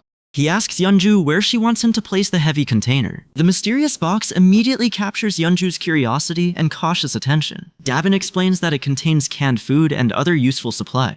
She cannot request help during desperate times while offering absolutely nothing back. Siwoo lowers the box carefully onto the apartment floor beside them. Yeonju protests that the siblings never needed to bring such generous payment. Dabin insists she accept it, refusing to take a stranger's bath freely. During that exchange, Dabin notices numerous weapons scattered throughout the apartment. The unexpected arsenal surprises Dabin and immediately redirects her attention toward Yeonju. She asks whether every weapon inside the apartment belongs to Yeonju. Dabin then directly questions whether Yeonju might secretly be a hunter. The question frightens Yeonju, leaving her visibly tense and painfully awkward. Yeonju explains the situation is complicated because the weapons actually belong elsewhere. Their true owner is another person, someone resembling the siblings' boss. While Yeonju talks, Jaehyun finishes secretly observing the sibling. Careful scrutiny suggests neither sibling seems dangerous, at least for now. He chooses to meet them personally before making his final judgment. A sudden system alert announces that a red tiger is being hunted. He receives massive experience, including 4 million won points, reaching 39 million total. His abilities soar dramatically, and a brand new power joins his arsenal. The relentless stream of notifications leaves Jaehyun struggling to process everything. Then Jaehyun recognizes the serious mistake he has made. Watching the siblings consumed his attention while disaster erupted outside. Beyond the apartment, exhausted and injured survivors face absolute chaos. They have barely managed to slaughter an enormous, horrifying tiger. Blood-soaked Yeonju lies unconscious across the ground amid the devastation. Jaehyun's domain range suddenly expands again, triggering another brutal shock. The agony strikes directly through his heart, or rather his heart again. Faced with this emergency, Jaehyun urgently grants citizenship to everyone. Questions about their morality can wait until everyone survives. Another system message appears once his citizen count reaches its threshold. Every citizen consequently unlocks a new effect called the Power of Trust. Celebrating is impossible while Jaehyun remains terrified by everyone's injury. He certainly never expected a gigantic tiger lurking within the jungle. Elsewhere, Byung-ho teleports toward the apartment at his absolute maximum speed. Byung-ho carries his grandmother while the remaining survivors sprint desperately behind. Deoksu races alongside them, carrying the unconscious Yeonju in his arm. The entire retreat has become one spectacularly fucked up catastrophe. Jaehyun cannot believe how severely Yeonju has been wounded. Making everything worse, pursuing goblins remain dangerously close behind them. Just as defeat appears certain, Gyeong's arrow suddenly gains tremendous power. Everyone else feels stronger and faster as their bodies become lighter. The power of trust is responsible for this unexpected transformation. It raises each citizen's status according to their trust in Jaehyun. He quickly calculates that their collective trust exceeds 50%. Their combat capabilities have consequently received a massive 50% improvement. That single enhancement changes the entire course of their desperate escape. Byung-ho already worships Jaehyun like a god, earning the largest increase. He cries out his almighty name with overwhelming gratitude. Byung-ho fervently thanks Jaehyun for delivering such strength from far away. His devotion pushes Yejin and Gaeyoung beyond the 30% loyalty threshold. Both women now qualify for official registration as Jaehyun's vassal. He immediately registers them without wasting another precious second. Remarkably, Gyeong's trust sits at exactly 69%, which feels appropriate. Vassal registration grants both women remarkable and highly useful ability. Gyeong receives Piercing Arrow, while Yejin acquires the deadly Poison Mist. Gyeong releases another arrow and stares at its unnatural movement. The living projectile effortlessly penetrates every goblin, killing them instantly. Jaehyun creates a personal mission specifically intended for Gyeong. She must eliminate 10 goblins using the newly acquired Poison Mist. Completing that assignment will reward her with an increased skill rank. Yejin's new ability presents a particularly serious danger to everyone nearby. Poison Mist is a lethal rank B power, capable of harming allies. Using it safely requires precise control and considerable caution. Jaehyun decides to inspect Yejin's dangerous ability before anything else. Her 69% trust level makes that careful examination especially important. Only afterward will Jaehyun give Yejin a specially designed mission. Yet Yeonju's critical condition remains Jaehyun's most urgent problem. Jaehyun's omniscient eyes flare open once more. He frantically searches the entire building for something capable of helping. After scanning everything, Jaehyun discovers an unconscious healer inside her room. For some reason, Jaehyun immediately sprints toward the unconscious healer. His urgency might look suspiciously connected to her being 18. Joking aside, the unconscious healer offers exactly what his group lacked. She fills the missing support role in Jaehyun's collectible battle squad. He soon arrives directly outside apartment number 2902. He grabs the door, but an interior iron chain holds it shut. Despite Jaehyun's strength, kicking through the reinforced door remains impossible. Then he remembers his newly acquired ability called Invisible Hand. He can summon this unseen force and manipulate it remotely. Used creatively, it could provide questionable entertainment with his future wife. For now, Jaehyun decides this emergency deserves the ability's first test. Closing his eyes, Jaehyun carefully imagines slicing through the iron chain. A sharp pair of mana scissors instantly forms under his control. The invisible scissors slice through solid iron with paper-like ease. Once the door opens, Jaehyun rushes desperately toward the unconscious healer. Reaching her bedside, Jaehyun recoils in horror at her condition. Her sunken lips reveal severe dehydration and an alarming closeness to death. He shouts her name and violently shakes her shoulder, seeking any response. Nothing works, and the unconscious healer remains entirely unresponsive. Every visible sign confirms that severe dehydration caused her collapse. Her skin is pale, while her eyes and lips appear painfully sunken. Jaehyun came seeking healing, but now the healer herself needs saving. Panic grips Jaehyun because he has no idea how to treat her. Then something incredibly strange beside the unconscious healer catches his attention. A perfectly usable water bottle sits directly beside her body. For some inexplicable reason, the unconscious healer never touched the bottle. Jaehyun cannot waste precious time investigating such an absurd mystery. Saving Dabin now takes priority over solving the untouched bottle mystery. His magnificent 69 IQ mind finally sputters into action. He designs one absurd mission solely for Dabin. Its objective is breathing once, while full recovery becomes her reward. Creating this ridiculous shortcut drains roughly 10 million won. Somehow the ludicrous gamble works exactly as Jaehyun hopes. Dabin draws one frail breath, instantly erasing her severe dehydration. Just how outrageously broken is his mission-making power. Little by little, consciousness returns to Dabin's exhausted body. Her blurry eyes open and find Jaehyun leaning above her. Weak and bewildered, Dabin asks who he is. She also quietly questions how he managed to enter her room. He introduces himself and explains he occupies the apartment upstairs.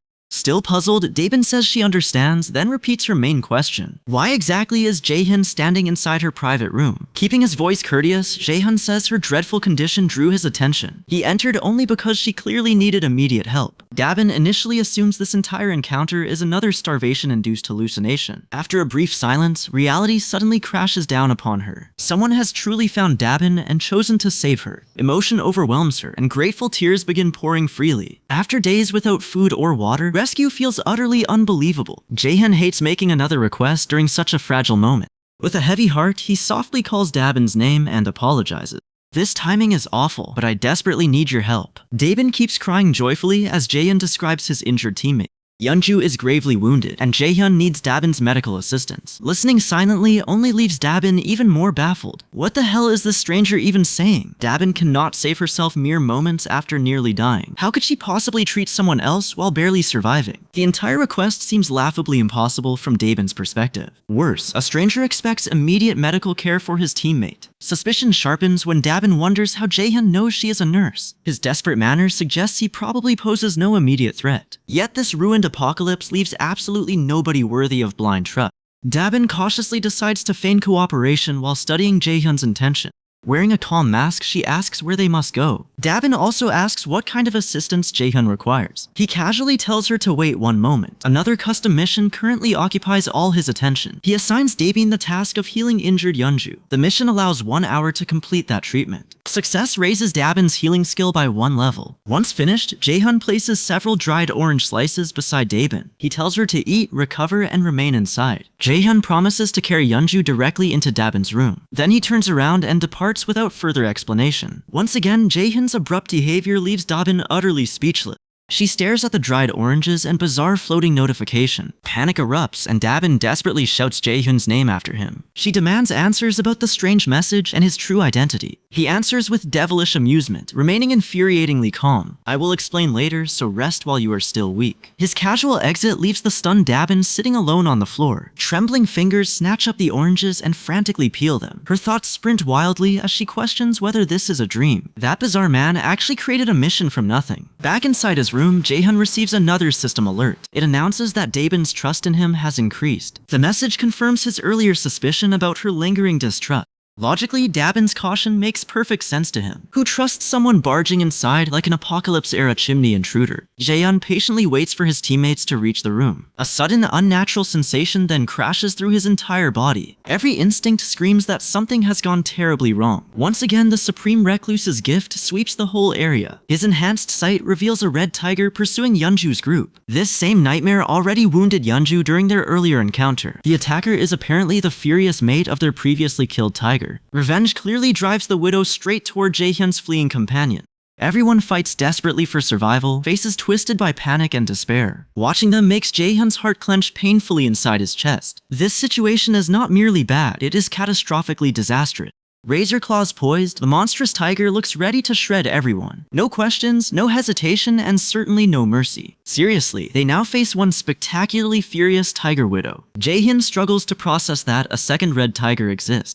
His battered group is nowhere near prepared for another battle. Every life among them now hangs by the thinnest thread. While sprinting desperately, Yejin loses her footing and crashes down. The fall leaves her leg badly injured. Gayung and Dongjin immediately panic, convinced this marks the end. Yejin strains to rise, but her damaged leg refuses cooperation. Heartbreak seizes Gayung as she watches Yejin struggle helplessly. To Gayung, Yejin has always felt like a younger sister. Now Gayung can only watch as Yejin fails to escape. The red tiger spreads its jaws wide enough to swallow a banquet platter. Facing those enormous fangs, Yejin sorrowfully accepts her approaching death. Just as the tiger bites, Yejin vanishes within a faint purple shimmer. The baffled predator freezes, unable to understand where its meal disappeared. Gasping in terror, Yejin reappears before Jaehyun, gravely wounded but alive. Only Yejin's status as a vassal triggers this miraculous emergency teleportation. Without that protection, she would already be filling the tiger's stomach. Her narrow escape also gives everyone else precious time to flee. Byung-ho suddenly teleports beside Jaehyun, carrying his grandmother upon his back. A system message announces that another citizen can now be registered. Jaehyun immediately accepts and officially grants Byung-bang grandmother citizenship. Unfortunately, their danger remains very much alive and rapidly approaching. The Red Widow tiger closes in again, even hungrier and angrier. Seeing this, Jaehyun suddenly devises an exceptionally promising counterattack. He decides to test the true limits of his invisible pleasure hand.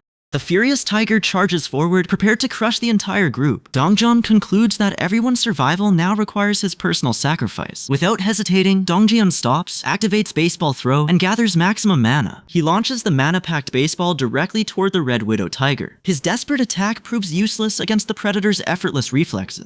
Dodging cleanly, the tiger leaps upward to rip Dongjun apart. Gayong screams in panic, while Dongjun quietly accepts his doomed fate. Knowing escape cannot last, Dongjun sprints away and draws its attention. As expected, the monstrous tiger quickly overtakes the fleeing Dongjun. Its razor teeth hover only seconds away from piercing his body. Then an astonishing interruption suddenly prevents the expected bloody conclusion. A gigantic aura scissor clamps firmly around the Red Widow tiger's neck. The impossible sight leaves Dongjun and every nearby survivor equally stunned. An enormous aura hand seizes the tiger's throat and lifts it skyward. Its grip tightens mercilessly, choking the beast as breathing becomes impossible. The tiger thrashes violently, but every attempt to escape proves futile. Dongjun stares wide-eyed, struggling to comprehend his miraculous survival. He expected to spend today polishing some underworld ruler's boots instead. Gyeong and the others hurry closer to the suspended monster. An unexpected system notification appears before Gyeong, frightening her even further. High above them, Jaehyun calmly watches the entire situation unfold. He observes that this ability removes any need for personal monster hunting. Better still, Gyeong landing the kill will quadruple Jaehyun's resulting loot. Given her exciting new mission, Gyeong readies her bow with sharpened focus. Below, the helpless tiger continues struggling pathetically for a single breath. Gyeong carefully aims, releases, and kills the restrained beast with ease. The system immediately delivers Jaehyun a detailed victory notification. Defeating the level 28 Red Widow Tiger awards 63,000 won, an immense EXP. Everyone's trust and loyalty also rise significantly from this successful battle. That increase finally pushes Dongjion's loyalty beyond the required threshold. Jaehyun smiles warmly as Dongjian officially becomes another precious vassal. Elsewhere, Dongjian actively channels his healing power into Yeonju's injury. Jaehyun watches Yeonju's wounds disappear magically, leaving him deeply astonished. He asks Dongjian exactly how their group encountered those terrifying tigers. With visible sadness, Dongjian explains everything began at Byung-ho's grandmother's house. The red tigers apparently claimed the surrounding territory as their own. Dongjian mournfully insists those monsters were probably mutated domestic cats. With that grim theory delivered, the account returns to Jaehyun's investigation. He carefully assembles the clues and understands why things seemed strange. He remembers that not a single goblin occupied that particular area. The presence of those powerful tigers now explains the goblin's total absence. Had goblins controlled the neighborhood, Byung-ho's grandmother would have died long ago. Perhaps the red tigers were actually protecting Byung-ho's grandmother from danger. Jaehyun even wonders whether those enormous beasts were once her pet cat. Leaving that mystery unanswered, Jaehyun returns his attention to current matter. He enters 73-0-11 and grants Ga-young her promised mission reward. During this, Dongjeon finishes removing every remaining injury from Yeonju. After also healing the grandmother, Dongjeon prepares to address the other. A round-faced man awkwardly steps forward and interrupts him instead. He apologizes for the timing, then questions their cramped meeting arrangement. Must everyone always gather inside this tiny room with barely any air? The round-faced man's concern is reasonable since they cannot keep cramming together. Jaehyun calmly says he has already considered that problem. More importantly, he already has a plan ready. Everyone's gloomy expressions immediately brighten after hearing those words. He explains that room number 2901 currently stands entirely vacant. He will personally supply electricity and every other basic necessity there. Anyone wishing to relocate may freely move into that room. Turning toward Dabin, Jaehyun calmly outlines another useful arrangement. Rooms 2101 and 2102 are vacant as well. He promises to provide electricity inside both rooms too. Dabin can tell every survivor to use their showers and bathrooms freely. For some strange reason, the pair still looks unexpectedly miserable. Jaehyun immediately understands exactly what is bothering them. With a sly grin, he offers the pair their own private room. They can enjoy private nights while everyone else shares accommodation. First though, they must satisfy one small condition. That unexpected demand leaves both of them utterly stunned. Maintaining his dark presence, Jaehyun explains the requirement with perfect clarity. All they need to do is spread one message. The offer contained within that message sounds direct yet incredibly tempting. Whoever slays 100 goblins first receives an entire vacant room. That room includes basic necessities, endless electricity, running water, and food. It contains practically everything anyone needs for a comfortable life. All it costs is the death of 100 miserable goblins. Killing that many wretched creatures suddenly sounds almost insultingly easy. Even history's proudest goblin exterminator would applaud Jaehyun's ruthless salesmanship. He coldly clarifies that they must gather people from everywhere. Those newcomers will then register under Jaehyun as his citizens. Reaching that goal simply requires slaughtering those 100 goblins. He now resembles a master manipulator guiding everyone with a crooked smile. His finalized mission promises unlimited supplies for 100 goblin kills. Elsewhere, a crimson-clad runner flees several goblins while desperately resisting capture. Capture seems certain until he narrowly reaches an open doorway. He slides across the floor and barely escapes through it alive. The goblins pursue him but struggle against the doorway's narrow opening. Beyond that entrance, his waiting teammates patiently prepare their weapons.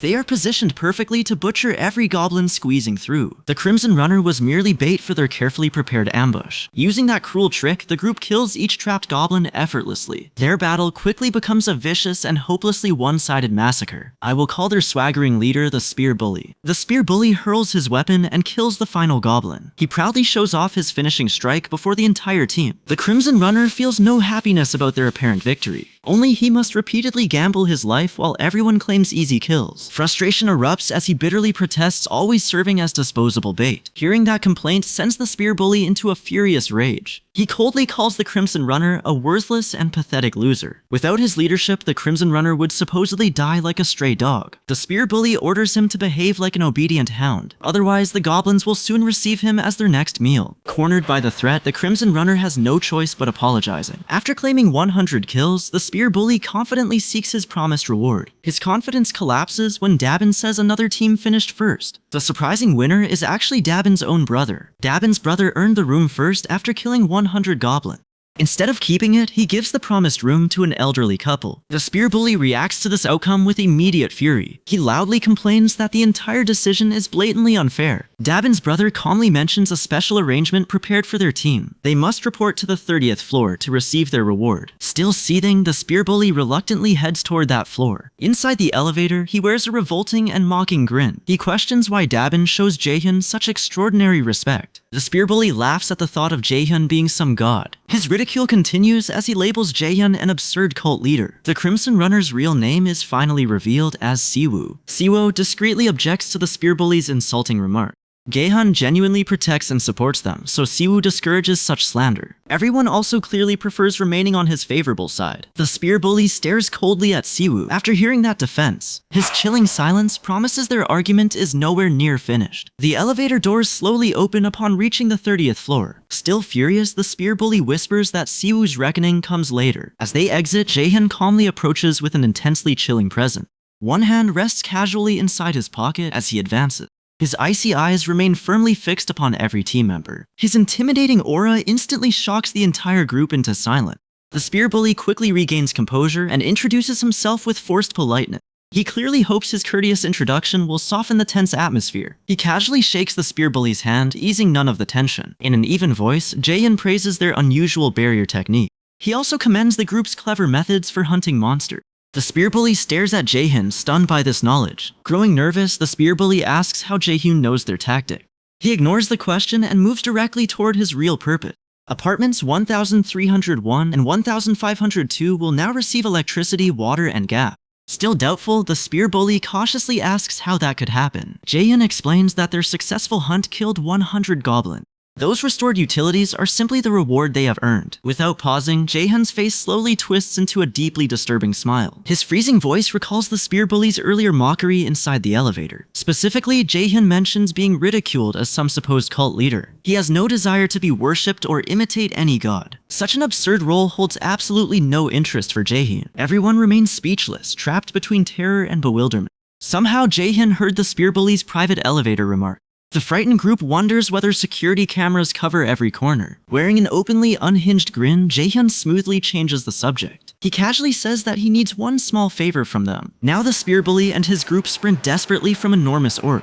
Every thunderous orc step sends violent tremors through the ground. Panting heavily, the spear bully feels terror sinking into his bones. The fugitives turn sharply and enter a cramped alley, precisely as planned. Dongjeon waits around the corner, gripping his spear with both hands. The confined passage briefly traps the pursuing orcs, just as planned. Dongjeon's throwing ability has climbed to rank B. That rank lets Dongjeon hurl larger objects with 5 times the damage. Pouring everything into one throw, Dongjeon launches his spear with brutal speed. The weapon strikes the first orc and knocks the monster down. A second orc furiously swings its massive club toward Dongjeon. A lethal arrow pierces its forehead first, killing it instantly. Gayoung fired that impeccably accurate shot. The final orc barely reacts when Dongjeon sends another devastating spear. That powerful second throw finishes the last monster. Their mission ends successfully after the group kills 100 orcs. Jaehyun immediately receives 3.2 million won for the completed mission. Nearby, a family of 3 stands frozen, horrified by the slaughter. Dongjeon offers them a gentle smile and guides them toward Jaehyun's base. As they approach, Jaehyun receives an alert about an unknown object attempting entry. Another notice simultaneously reports someone eligible for citizenship has arrived. The system asks whether Jaehyun will grant citizenship to all 3 newcomers. After brief consideration, Jaehyun approves their citizenship. This choice raises his total citizen population to 200. Reaching that milestone unlocks a new ability called tax collection. It collects 10% of each citizen's money without reducing their actual wealth. Once activated, the ability must cool down for 30 days. Jaehyun quickly grasps how this power can recover his distributed funds. Regaining the entire amount would still require roughly 10 months.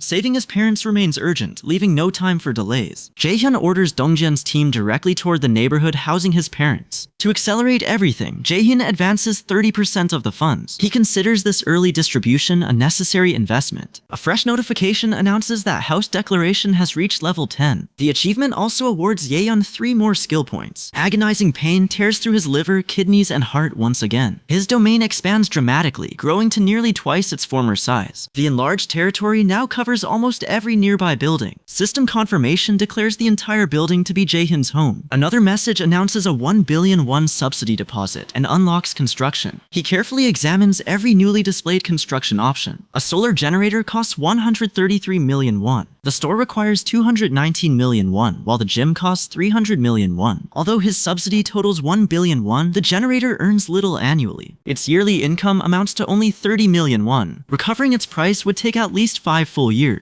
Jaehyun stands perplexed by such a catastrophically poor business proposition. Rather than waste the subsidy on dubious construction, Jaehyun plans vassal upgrade. Then one crucial discovery leaves Jaehyun utterly shocked. Jaehyun tries spending the 1 billion won subsidy to strengthen Dongjian. The system immediately rejects his attempted upgrade. These deposited funds clearly differ from money held inside his wallet. That restriction transforms Jaehyun's understanding of the entire subsidy. Essentially, free construction funding is now available for its designated purpose. Without hesitation, Jaehyun selects the solar generator. A 24-hour countdown begins, reducing his subsidy balance to 867 million won. Briefly tempted, Jaehyun considers installing another solar generator. A stern notification blocks the idea and explains the installation limit. Each apartment building can support only one solar generator. Frustrated but accepting the restriction, Jaehyun abandons the second generator. He next turns his attention toward installing the newly unlocked store. The system links the store directly with his Supreme Recluse skill. Every inventory item can now be sold straight to his citizen. That direct connection promises a far simpler method of distributing supplies. Without delay, Jaehyun installs the store inside apartment 101. A countdown shows that completion will require exactly 48 hours. Finally, Jaehyun examines the gym and its powerful training benefits. Citizens using it gain 200% greater strength and exercise efficiency. Envisioning their accelerated growth, he dedicates the entire second floor. The gym installation begins with a 72-hour countdown. Another system notice grants Jaehyun 3 available skill points. He smiles after uncovering a supreme infinite money and XP exploit. Residents hunt to afford supplies, while each purchase grants him money and XP. His ideal passive income machine now operates without requiring any personal effort. Outside, armored Deoksu slices an orc cleanly in half. Dongjan asks what might happen if he throws Deoksu's spear. Puzzled by the question, Deoksu still hands over the weapon. Dongjin hurls it with astonishing force, sending Deoksu into immediate panic. Following urgent instructions, Deoksu dismisses the armor and summons it again. The vanished spear instantly reappears inside Deoksu's hand. Both men stare at the returned weapon in disbelief. Dongjin has accidentally discovered a limitless spear-throwing exploit. Deoksu cannot stop praising Dongjian for this brilliant discovery. Gaiyong prepares her last shot when fresh arrows materialize directly ahead. Inside Jaehyun's territory, reality now behaves like a sandbox with cheats enabled. The system reveals a newly acquired skill called Omnifocus. Omnifocus permits others to use skills anywhere within his domain. With her arrows replenished, Gaiyong immediately kills another orc. The system records the kill and awards Jaehyun exactly 2,100,388 won. The mission finishes successfully, and Gaiyong gains another level. He learns that he can improve his vassal's status values. That possibility renews his hope of rescuing his parent. His parents' home lies only 10 kilometers away. Driven by urgency, Jaehyun heads directly toward the rooftop. His immediate priority becomes strengthening every member of Dongjian's group. He checks his level 22 profile, where Crow Familiar supports reconnaissance. Yeonju's profile shows level 33 alongside the skill Warrior Bear. Daebin's level 30 profile lists healing, blessing, and magic armor. Both women seem valuable, though Yeonju's weak loyalty makes Jaehyun hesitate. He then considers bringing Yeonju's son back to life. The resurrection attempt fails because Jaehyun lacks the required money. He postpones that attempt and instead creates a dangerous group mission. Within 24 hours, they must kill a monster level 40 or higher. Success resurrects Yeonju's son, while failure sentences everyone to death. Jaehyun confirms the mission, and the system successfully activates it. A sudden knock sounds from the other side of the door. Yeonju stands outside, breathless after sprinting over upon seeing the mission. Jaehyun confirms resurrection is possible, but warns their time is short. Yeonju collapses onto the floor, crying and repeatedly thanking him. The system reports her loyalty above 30, qualifying her as a vassal. Later, Jaehyun watches the sink faucet activate without being touched. Controlling objects mentally is gradually becoming normal for him. At this rate, Jaehyun is becoming a full-fledged household telekinetic. He now commands electricity, water, and gas throughout his domain. Today's store profit of 320,981 won flows directly into his wallet. He smiles, knowing total store sales already exceed 1.5 million won. He surveys everyone inside the store, savoring his growing control. Elsewhere, a young hunter asks the thrifty friend about their saving.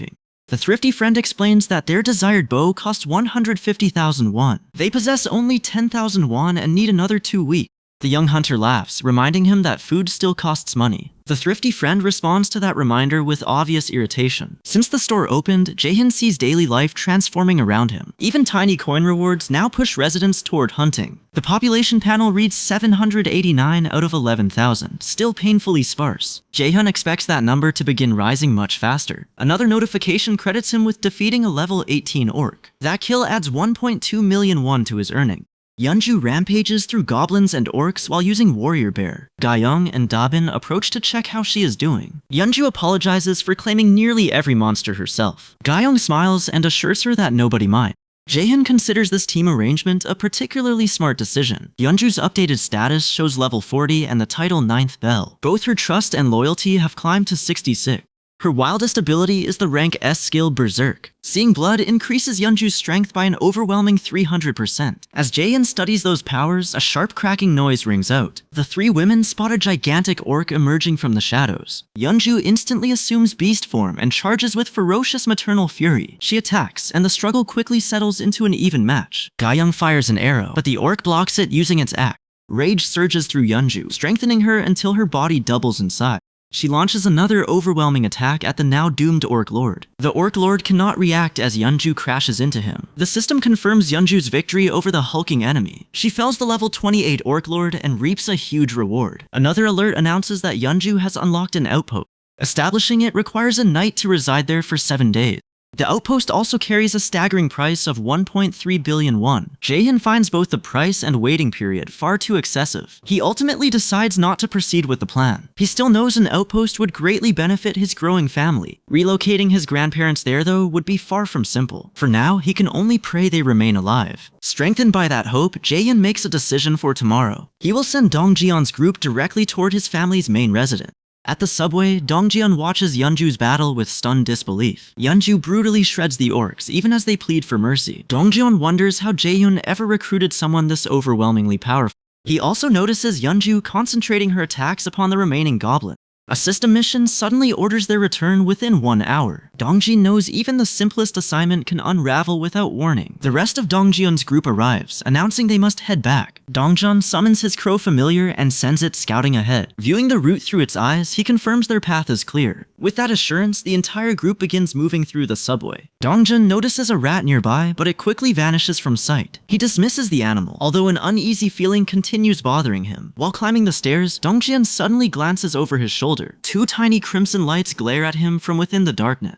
The ignored rat races toward the group, seemingly warning them of danger. Back at the complex, Jaehyun bows deeply before Dongjeon's gathered group. With sincere desperation, he asks everyone to help his family. Dongjeon asks whether Jaehyun knows his relatives remain alive inside. He admits he has no idea whether anyone survived there. He only needs their assistance discovering exactly what happened to them. Byung-ho eagerly leaps forward and declares absolute loyalty to his god Jaehyun. He promises to carry out anything Jaehyun commands without hesitation. The others also express heartfelt gratitude for everything Jaehyun has done. Together, they promise that everyone will help with the rescue effort. He thanks them sincerely, then begins explaining his new strategy. Their next objective is reaching the station as a group. Until departure, Jaehyun advises everyone to recover and conserve their strength. Yeonju asks whether his powers could teleport his family directly here. Her question leaves Jaehyun trapped in a long, painful silence.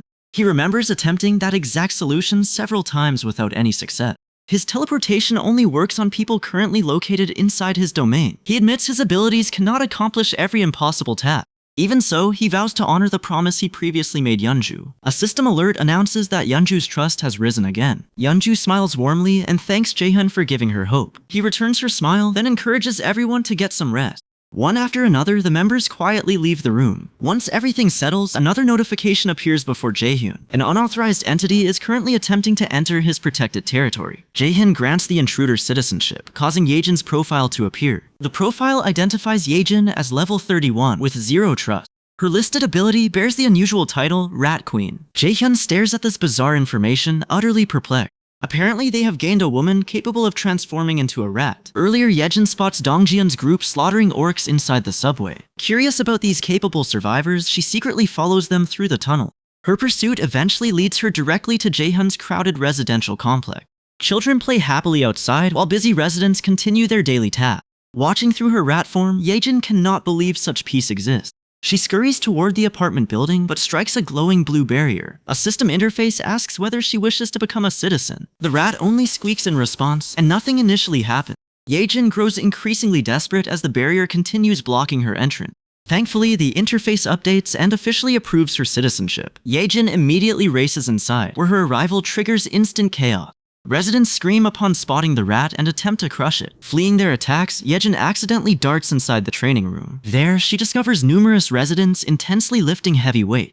Yejin wonders what kind of muscle-obsessed sect she has stumbled into. Soon afterward, Yejin returns from rat form with a pounding headache. She laughs euphorically after finally discovering a functioning survivor settlement. That happiness quickly disappears when she remembers the creature guarding the station. Reaching Jaehyun's building requires crossing territory controlled by that monstrous being. Back in the present, Jaehyun has killed Yejin's scouting rat. Its death immediately severs Yejin's remote connection to the creature. Another system window reveals more information concerning her Rat Queen ability. Rat Queen holds an impressive A-rank classification within the system. The ability makes every rat obey Yejin like an extension of herself. Jaehyun's expression hardens after understanding what he has encountered. That rat was being remotely controlled by an A-rank awakened woman. He activates the Supreme Recluse's eyes and searches everywhere for Yejin. Despite the skill's power, Jaehyun cannot locate her anywhere nearby. A promising idea suddenly flashes through his mind. He creates a simple system quest, specifically targeting the Rat Queen. The quest orders Yejin to reach the apartment within 48 hours.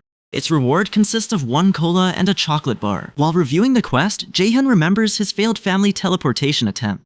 His parents remain unreachable because they currently stand outside his domain. Yejin is also outside, yet the system already recognizes her citizenship. That distinction gives Jaehyun a dangerous new theory worth testing. Everyone registered as his citizen remains subject to his direct control. Jaehyun modifies Yejin's quest and reduces its deadline to 10 seconds. Failure will now trigger forced summoning as the quest's punishment. The system approves his changes, confirming that forced summoning is possible. Jaehyun stares at the confirmation while his heartbeat rapidly accelerates. This discovery could transform every limitation he believed his powers possessed. He only hopes the summoning fee stays below 1 billion won. The 10-second countdown begins ticking down across the system window. When time expires, the system immediately displays the final outcome. Yejin has failed the quest, activating its forced summoning penalty. The summoning cost Jaehyun only 31 million won in total. Overwhelming relief washes across Jaehyun after seeing the affordable price. Elsewhere, a terrified Yejin suddenly materializes inside Jaehyun's apartment. Panicked and confused, Yejin cannot understand how she arrived there. Jaehyun addresses Yejin by name, proving he already knows her identity. She demands his identity and asks how he knows her name. Remaining calm, Jaehyun explains that he approved her citizenship. He also reveals that his power brought Yejin directly into the apartment. He introduces himself properly and reassures the frightened newcomer. To welcome Yejin, Jaehyun offers her cola and a chocolate bar. Yejin accepts the chocolate bar, still trying to understand everything. She asks whether Jaehyun caused every strange event surrounding her. He calmly confirms that all of it was his doing. Utterly bewildered, Yejin asks whether Jaehyun is some kind of god. She begs him to save all 35 people under her care. He refuses, explaining that such a rescue is currently impossible. His answer breaks Yejin, and tears begin streaming down her face. Through sobs, she begs Jaehyun to help her family. He suddenly notices an important clue within their unusual situation. Although Yejin never contacted Jaehyun directly, he still granted her citizenship. This suggests the rat spirit operates as a living extension of Yejin. He wonders whether that bond could somehow bring her family over. The system interface instantly appears and displays Yejin's current statistic. Yejin stands at level 31, with her trust measuring 37. Her unique ability is revealed under the name Rat Queen. Jaehyun notices her trust has already climbed without any direct interaction. He asks whether Yejin would do anything necessary to protect her family. She answers confidently that she will do absolutely anything. He offers one rescue method, but demands her total trust. Yejin immediately declares that she trusts him without reservation. A notification follows, raising her trust to 50 and loyalty to 33. Those values satisfy every requirement for Yejin to become a vassal. Jaehyun initiates the system's formal vassal registration procedure. A blue aura wraps around Yejin as she stares down in surprise. After registration finishes, her displayed attributes undergo a dramatic transformation. The system awards her 3 titles: 10th Seed, Knight, and Tamer. Her trust now reads 52, while loyalty remains fixed at 33. Fresh details explain that tamed creatures grow through trust and loyalty. Jaehyun sees an A evolution class, promising continued growth for her rat. He half expects those rats might someday grow muscles and stroll upright. He then asks whether any rat currently stays near her family. Yejin hesitates instead of answering, so Jaehyun orders her to send one. Following his command, Yejin directs a rat toward them. Jaehyun activates Supreme Recluse's eyes and links Yejin to the rat's sight. The rat races toward Yejin's family through the surrounding danger. Upon its arrival, food and drinks suddenly materialize before everyone. Another system alert announces that Yejin's trust has risen again. Jaehyun recognizes perfect synergy between her talent and his special eye. Together, those powers give Jaehyun the ultimate reconnaissance ability. Yejin asks whether Jaehyun means the neighborhood he wants investigated. He confirms it, and Yejin excitedly says she knows that area. She can send a rat there and scout every route safely. Her rats could verify his family's survival without endangering the team. Yejin promises Jaehyun that she will personally handle the mission. The system displays another increase in both her trust and loyalty. He urges her to depart immediately and travel along the subway track. Terrified, Yejin screams that route is suicide because a hideous monster waits there. Intrigued by this warning, Jaehyun presses Yejin for specific details. She describes the creature as both monstrous and mercilessly cruel. Undeterred, Jaehyun orders her to send a rat and inspect it. Yejin agrees and dispatches one toward the subway. The frightened rat sprints frantically through the dark subway tunnels. Fear twists its face as an eerie noise rolls closer. It spots a gigantic serpent chewing an orc lord's severed head. One enormous gulp sends the entire orc down the serpent's throat. The terrified rat loses control of its bladder on the spot. The serpent notices the tiny intruder and instantly lunges at it. By sheer luck, the rat dodges the strike and escapes. Jaehyun watches the entire encounter through the shared vision. He judges the serpent far stronger than expected, probably above level 40. He curses, thinking some brooding ninja must have misplaced his giant summon. Reading his expression, Yejin agrees that the station is extremely dangerous. She recommends bypassing it and entering the subway from another station. That detour takes longer, but Yejin insists it offers much greater safety. She also reassures Jaehyun that his team possesses enough strength. Jaehyun thanks Yejin sincerely for providing such a crucial warning. Without her information, his entire team could have stumbled into disaster. He allows Yejin to occupy apartment 2701, provided she cleans it. Yejin gratefully thanks Jaehyun and leaves the room. Once she is gone, a calculating smile spreads across his face.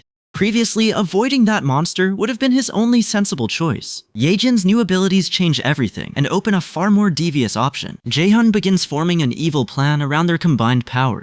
He immediately commands the system to install a solar generator. He watches the panels appear, then identifies a serious capacity problem. They cannot supply sufficient electricity for nearly 800 citizens. Better living conditions will require additional funds and more available workers.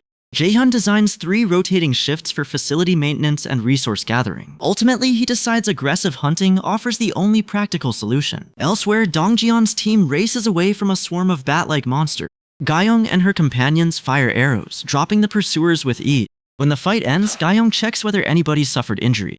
Seeing everyone unharmed, she finally releases a long breath of relief. Gyeong's sister then mentions the giant serpent hiding near the station. Gyeong assures her they are safe because Jaehyun can summon them back. Confidence restored, the group advances until a wrecked train blocks their path. Grotesque corpses of orc leaders lie scattered around the ruined cars. The entire group freezes, stunned by the horrifying slaughter. The youngest member bends over and vomits from the sight. A chilling noise suddenly approaches through the wreckage. Then an enormous, hideous serpent emerges into view. Deoksu screams in despair at the impossible threat. In the next instant, Dongjeon grabs Gyeong and shouts urgently to everyone. "Duck!" Dongjeon roars as everyone drops beneath the serpent's looming body. The monstrous snake unleashes a deafening bellow, blasting everyone backward with a shockwave. Its crushing force overwhelms the entire group despite their desperate attempts to break. The men shield the women while unbearable pain pounds through everyone's skull. A system notification suddenly appears, commanding the group to slay the serpent. Terror seizes Dongjeon, yet the enormous snake moves surprisingly sluggishly. Sensing their opening, Dongjeon trades a quick, meaningful glance with Yeonju. Without hesitating, Dongjeon hurls his spear using every ounce of strength. Minutes earlier, Jaehyun explains that the giant serpent consumes prey while alive. He notes that tiny creatures barely concern it because they are swallowed whole. That gruesome feeding habit gives Jaehyun the foundation for an ingenious strategy. He instructs the agent to force her tiny rat directly inside the serpent's nostril. Yejin immediately complies, sending the obedient rat racing deeper into its body. With everything positioned, Jaehyun's vicious scheme finally enters its true stage. Smirking, Jaehyun opens his inventory through the rat and unleashes poisonous gas.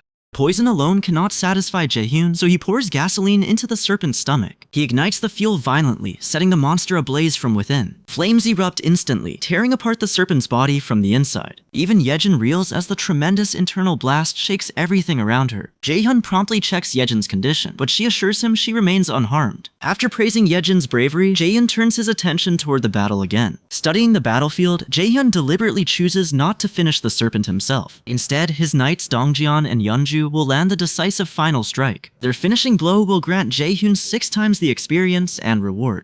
Back in the present, everyone finally understands what produced the violent shockwave. The serpent never created it. Jaehyun's internal explosion caused the devastating blast. Spotting this perfect opening, Dongjian launches the spear with all his power. Dongjian's spear strikes with maximum force, killing the serpent instantly. The system rewards Jaehyun with tremendous experience and 1.8 billion won. Defeating the station boss also allows Jaehyun to establish an outpost there. Dongjian and Yeonju grow stronger, while the domain reaches level 15. He also receives 3 bonus skill points for the victory. Another notification reveals roughly 200 people eligible for citizenship. He immediately accepts every qualified survivor into his growing domain. The system announces that his total citizen count has reached 1,000. Reaching this milestone grants every citizen a new ability called Baseline. Baseline gives Jaehyun every citizen's experience and money at 100%. He stares in confusion because this ability feels blatantly unfair. Yejin approaches and asks whether her family may enter his domain. After pausing briefly, Jaehyun smiles and grants Yejin's request.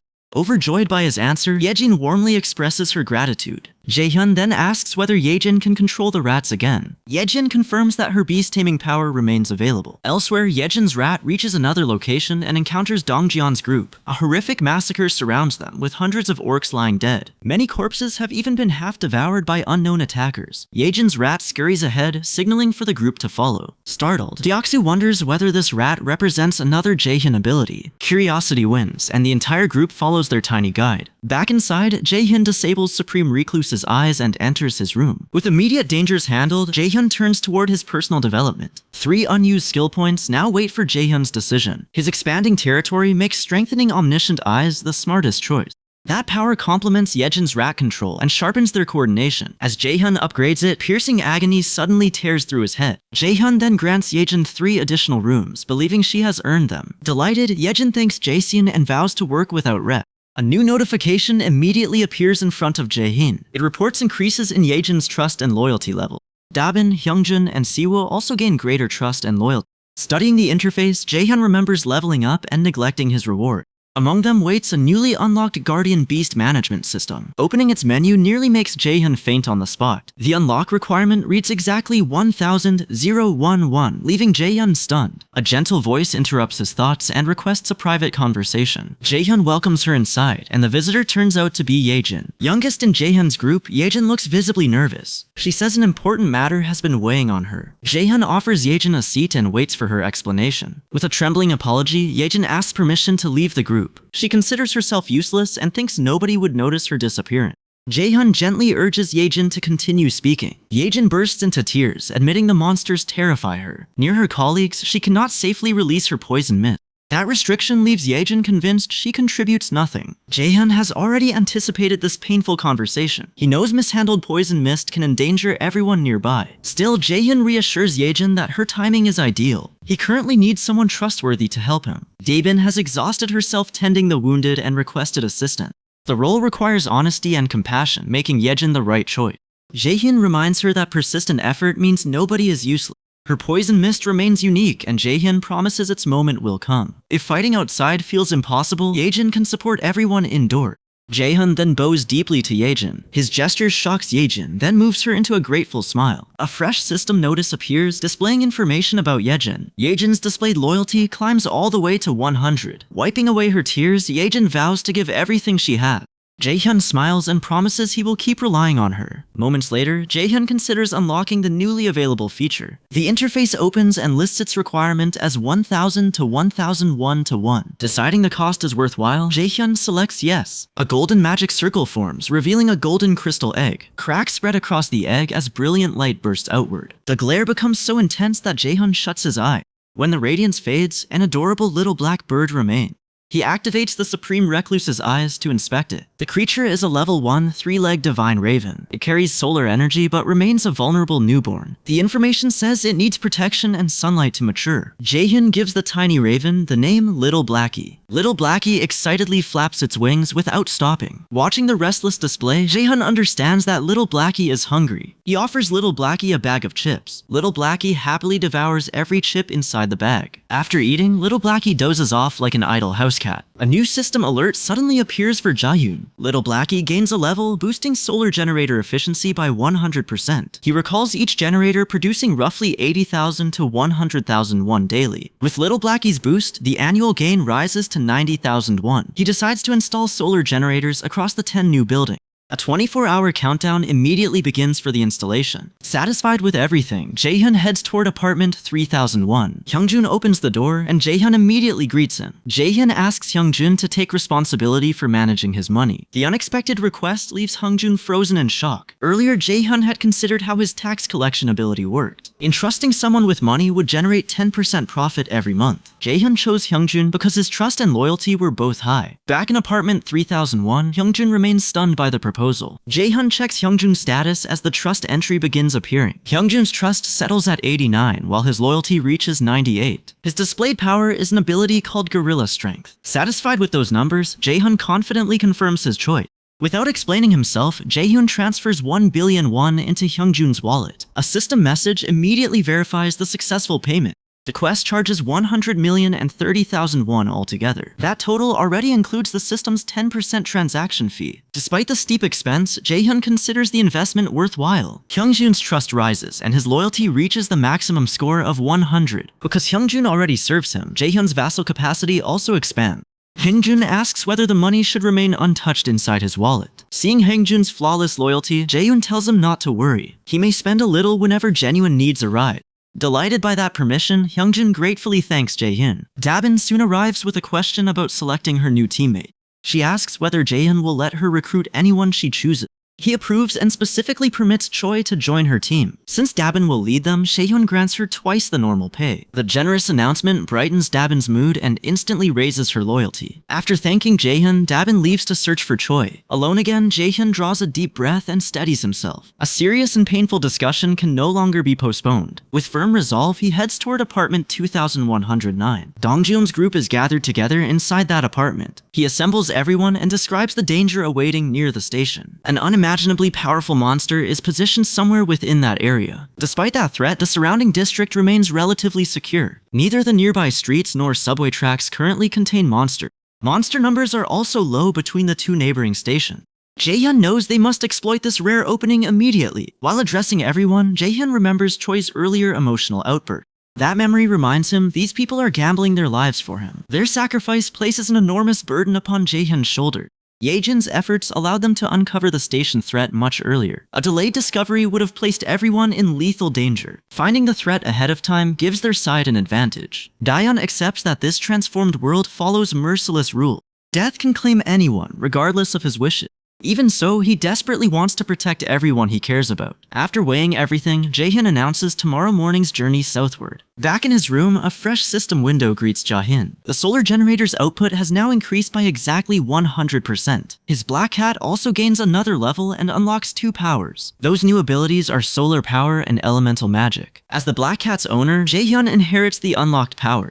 The prospect of wielding elemental magic immediately astonishes him. Curious, Jaehyun lifts one finger and summons a tiny flame. Its sensation feels unfamiliar, yet somehow natural within his grasp. He later travels somewhere isolated to test the power properly. He pictures a towering inferno blazing directly before him. Extending one hand, Jaehyun gathers his energy and concentrates.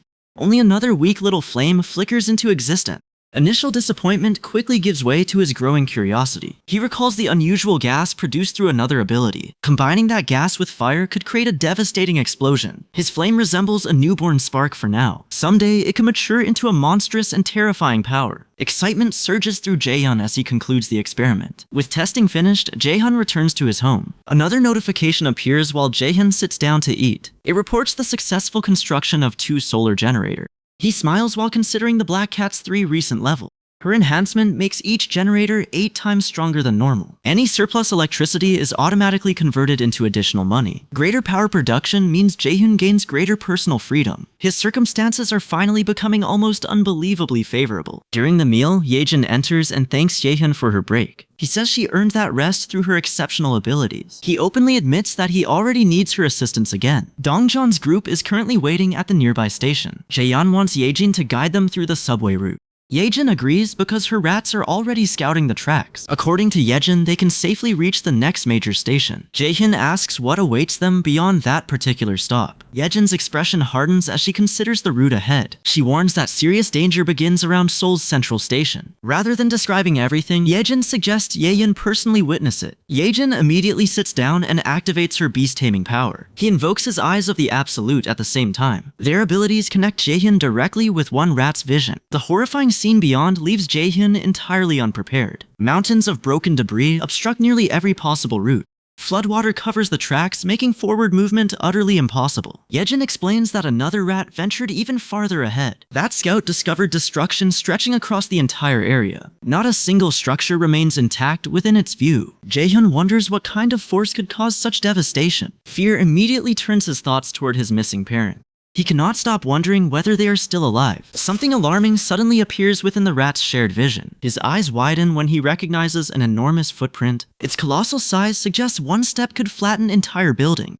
The surrounding devastation finally begins making sense to Jaehyun. No ordinary earthquake created this ruined landscape. Something impossibly huge must have walked straight through the district. Jaehyun briefly imagines some wall-crushing anime giant wandering through Seoul. He even wonders whether its furious human pilot might be nearby. A deafening noise suddenly erupts somewhere close to the apartment. The walls shake violently as the heavy sound reverberates.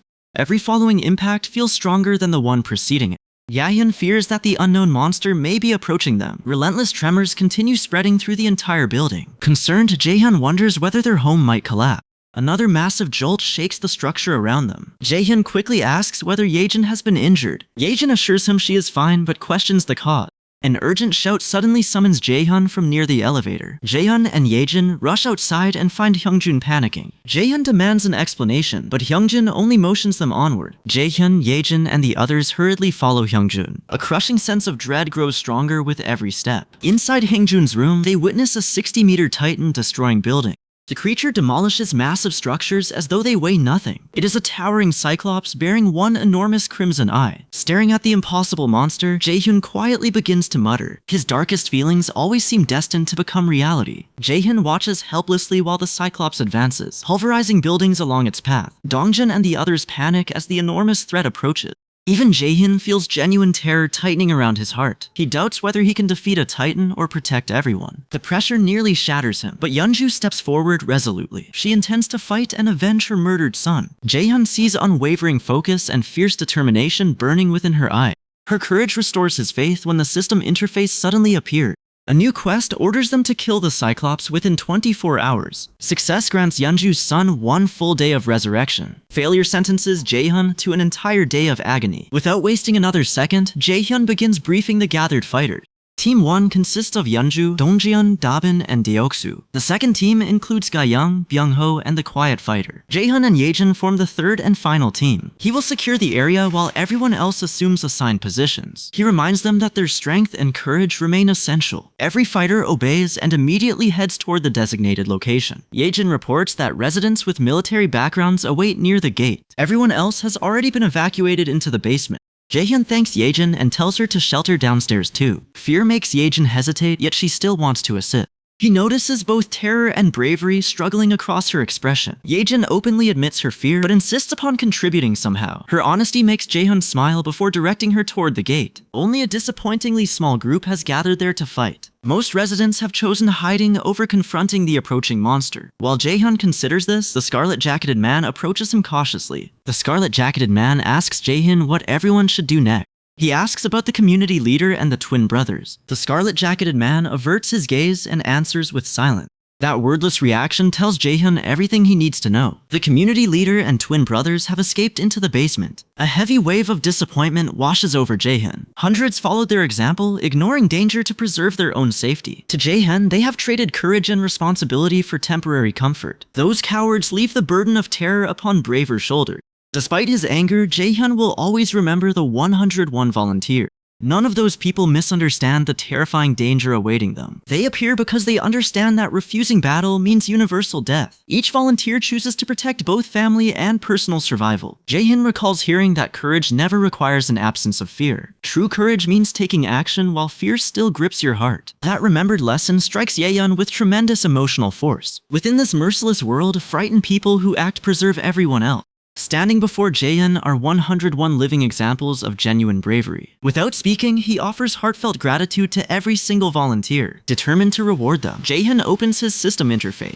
Guns and limitless ammunition suddenly pour downward from the sky. The impossible shower of weapons leaves every volunteer utterly astonished. Initial hesitation disappears once they grasp the guns and feel their weight. Fresh hope rises because defeating the monstrous Cyclops now seems possible. The Cyclops releases a terrifying roar that shakes surrounding buildings. Nearby, Dongjan hides from view while gripping a spear tightly. He targets the Cyclops' leg and hurls his weapon powerfully. The spear buries itself deeply inside the monster's massive leg. Pain tears another deafening roar from the wounded Cyclops. Enraged, the Cyclops searches for whoever launched the spear. Its enormous crimson eye turns directly toward the frozen Dongjian. Dragging its injured leg, the furious monster begins approaching him. Yeonju attacks from behind while transformed into her bear form. Her claws tear into the Cyclops' wounded leg, deepening the damage. The Cyclops howls and crashes heavily onto both knees. Yet Yeonju's assault cannot keep the towering creature down. It rises again and launches Yeonju away with colossal force. That single strike sends her flying helplessly like a discarded toy. Yeonju slams into a distant building, making her survival seem impossible. The Cyclops lowers itself, preparing to deliver one final blow. A thunderous insult suddenly erupts from Deoksu's megaphone. Deoksu calls the Cyclops brainless and claims its testicles occupy its eye. Amazingly, the monster understands and directs its gaze toward Deoksu. Its single eye notices the spear remaining inside its injured leg. The Cyclops mistakenly concludes that Deoksu must have thrown the weapon. Burning with rage, it advances toward Deoksu to crush him. Fear overwhelms Deoksu because the giant now intends to kill him. He sprints desperately, resembling prey scrambling from a hungry predator. Watching from afar, Jaehyun confirms that their plan has succeeded. The furious Cyclops is moving exactly toward their prepared trap. He signals everyone to ready themselves for the coming attack. Deoksu races toward the barrier while the Cyclops continues pursuing him. Its steps remain slow, but every heavy impact shakes the ground. Exhaustion finally drops Deoksu inside the protection of the barrier. The pursuing Cyclops reaches the boundary exactly as Jaehyun intended. He gives another signal, releasing a black raven toward the monster. The raven pecks and claws viciously at the Cyclops' enormous eye. Tormented by pain and irritation, the Cyclops squeezes its eye shut. Gyeong exploits that opening and releases a carefully aimed arrow. The Cyclops raises one hand, desperately attempting to block it. Gyeong's arrow punches through its hand and strikes the closed eye. An earth-shaking howl of agony erupts across the battlefield. During the confusion, Byunggo teleports directly above the writhing monster. He drops several rats straight into the Cyclops' open mouth. Every part of Jaehyun's complicated strategy is unfolding perfectly. As the next phase begins, Jaehyun summons explosive gas inside the Cyclops. The explosive gas floods the Cyclops' body, making its flesh balloon outward. He raises both hands and unleashes his Sunfire magic. A colossal detonation erupts inside the Cyclops, blasting smoke across the sky. As the darkness clears, its scorched figure emerges against the barrier. The Cyclops appears horribly burned, motionless, and seemingly lifeless. Everyone stares in disbelief after narrowly escaping what seemed like certain death. Relief spreads through the survivors because their monstrous enemy finally looks defeated. Yet Jaehyun senses a problem the others have completely missed.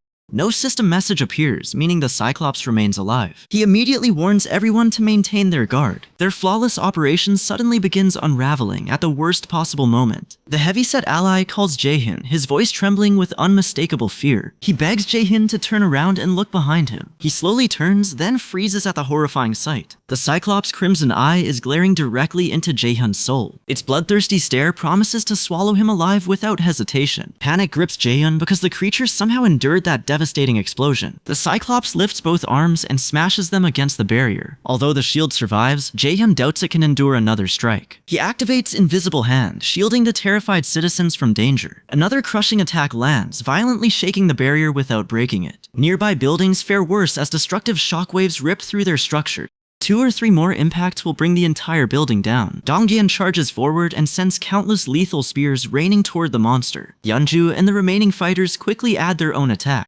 Their combined assault still fails to cause enough meaningful damage. Every wound only drives the enraged Cyclops into greater fury. Just as victory appears impossible, Jaehyun receives an unexpected system notification. The solar generators have finally reached their full capacity. Someone is requesting permission to consume their stored power. Shockingly, that request comes from the Shadowbird. Jaehyun wonders whether the creature is genuinely trying to help. He remembers that the Shadowbird's abilities depend upon solar energy. With no better option available, Jaehyun authorizes the request. A brilliant golden sphere begins forming high above the battlefield. Resembling a tiny sun, it drains every nearby solar panel. Its overwhelming heat threatens to melt the surrounding buildings into slag. Horror strikes Jaehyun when he calculates the attack's staggering expense. This single shot has already consumed 300 million won. All that gathered energy suddenly converges inside his room. An explosive burst follows, and a transformed figure surges outward. The Shadow Bird has evolved into something far more imposing. She now possesses 3 eyes and an enormous spread of feathers.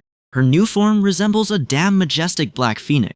Opening her mighty beak, she compresses the accumulated solar power. A devastating beam erupts forward and strikes the Cyclops directly. The blast punches a massive hole through the monster's chest. Even after suffering that wound, the Cyclops stubbornly remains alive. Yeonju recognizes the opening and assumes her ferocious mother bear form. She launches herself skyward and delivers the decisive finishing strike. The level 51 Cyclops finally dies beneath Yeonju's attack. Jaehyun instantly receives enormous experience and 31 billion won. His level rises, triggering a sharp wave of pain through his head. His domain expands until several additional buildings fall within its reach. He also gains 10 billion won reserved exclusively for construction. Overwhelmed by the pain, Jaehyun collapses onto his knees. The Shadow Bird flies over and affectionately rubs her beak against his nose. Her proud gesture declares that she considers herself the true hero. Jaehyun praises her performance while remembering the outrageous 300 million won expense. The Shadow Bird offers no response regarding her costly attack. Despite that expense, Jaehyun cannot suppress his happiness. He earned 31 billion won, and every survivor remains alive. From Jaehyun's perspective, the outcome is an unquestionable total victory. Seeing the Shadow Bird topple that titan seems utterly unbelievable. Smiling warmly, Jaehyun strokes her feathers and honors her extraordinary courage. A sudden noise makes Jaehyun and the Shadow Bird look toward its source. Yeonju, still carrying her Werbear presence, is responsible for the disturbance. Right then, a startling understanding flashes through his mind. For one brief instant, the system window's gentle tone changes. It becomes the sound Yeonju has desperately awaited for countless years. Earlier, an old abandoned building shelters another desperate group of survivors. A water maker quietly fills a small bottle using his special ability. Those gathered around him express immense gratitude for the clean drinking water. The water maker remains distracted, troubled by their exhausted food supply. A long queue waits patiently for each precious bottle he creates. Unfortunately, nearly every scrap of food in their shelter is gone. Their remaining resources have reached the absolute limit of usefulness. Growing dread tells the water maker that staying is no longer possible. They may have to abandon the place that once protected them. Without warning, the entire building begins shaking with terrifying violence. The water maker immediately asks whether an earthquake is happening. A panicked lookout rushes inside, shouting for everyone to check outside. When the panicked lookout mentions a monster, the water maker freezes. He quickly recovers and races upstairs toward the building's rooftop. Upon reaching the top, the sight leaves him struggling to breathe. The enormous Cyclops remains upright, radiating overwhelming strength and murderous rage. Nearby, a white-haired survivor trembles and anxiously asks what they should do. Jaehyun is already considering their next move under impossible pressure. He begins directing the white-haired survivor toward an urgent task. He orders the white-haired survivor to hide everyone safely in the basement. Desperation overwhelms Jaehyun as he rakes both hands through his hair. No matter how hard he thinks, no workable plan emerges. Facing the towering Cyclops in battle is plainly out of the question. He reassures the frightened survivor that neither of them can stop it. Behind them, Blackie's powerful attack begins gathering into a brilliant light. Neither man notices the enormous force quietly building nearby. Their fearful whispers reduce every remaining option to desperate prayer. They can only hope the roaming monster never discovers their shelter. Behind them again, Blackie's released power erases the Cyclops from existence. The sudden destruction catches both men utterly unprepared. Neither understands what happened or what tremendous power was just unleashed. Hyuk studies the aftermath until the truth finally becomes clear. Such power could only belong to an awakened person. Whoever unleashed it stands on a level far beyond Hyuk. Hyuk calls to the white-haired survivor and orders him to gather everyone. Stunned by the command, the survivor asks whether Hyuk has gone mad. Walking directly toward that terrifying power sounds like certain death. Yet Hyuk remains firm because their survival demands this gamble. He cannot identify the awakened person, but understands their only option. Surviving this merciless world means joining whoever defeated that Cyclops. The gathered survivors begin walking toward Jaehyun's location in anxious silence. Each person privately prays their unknown savior possesses a kind heart. With no alternatives remaining, they surrender their futures entirely to chance.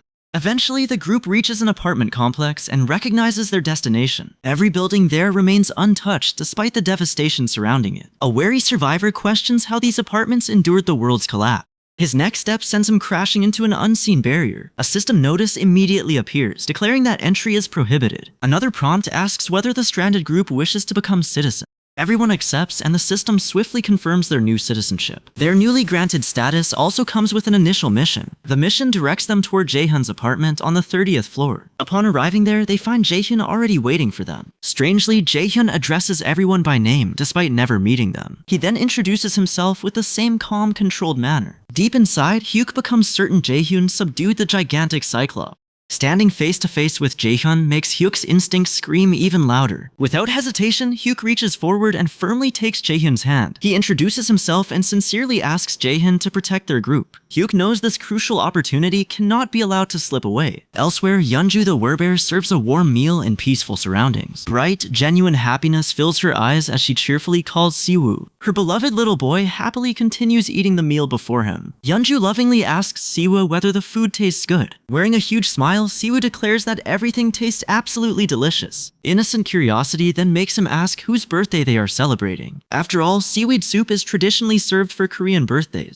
Yeonju answers by pulling Siwoo into a warm, loving embrace. She holds him tightly while Siwoo says how much he loves it. The door suddenly opens, revealing Jaehyun standing on the other side. Excited by his arrival, Siwoo joyfully greets him as Wizard Uncle. Yeonju asks whether everything went smoothly with the newly arrived resident.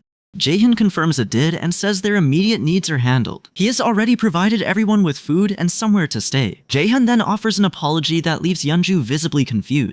She asks why he suddenly believes he owes her an apology. He explains that the newcomers cannot leave the house. That unexpected restriction was a rule he never anticipated encountering. Yeonju shows no concern about being confined there with Siwoo. Simply remaining together with her son is already enough for her. Holding Siwoo even tighter, Yeonju sincerely says she feels truly content. A system message immediately reports that Yeonju's loyalty has risen significantly. Her increased devotion officially registers Yeonju as Jaehyun's retainer. Yet Jaehyun needs no system message to understand her feeling.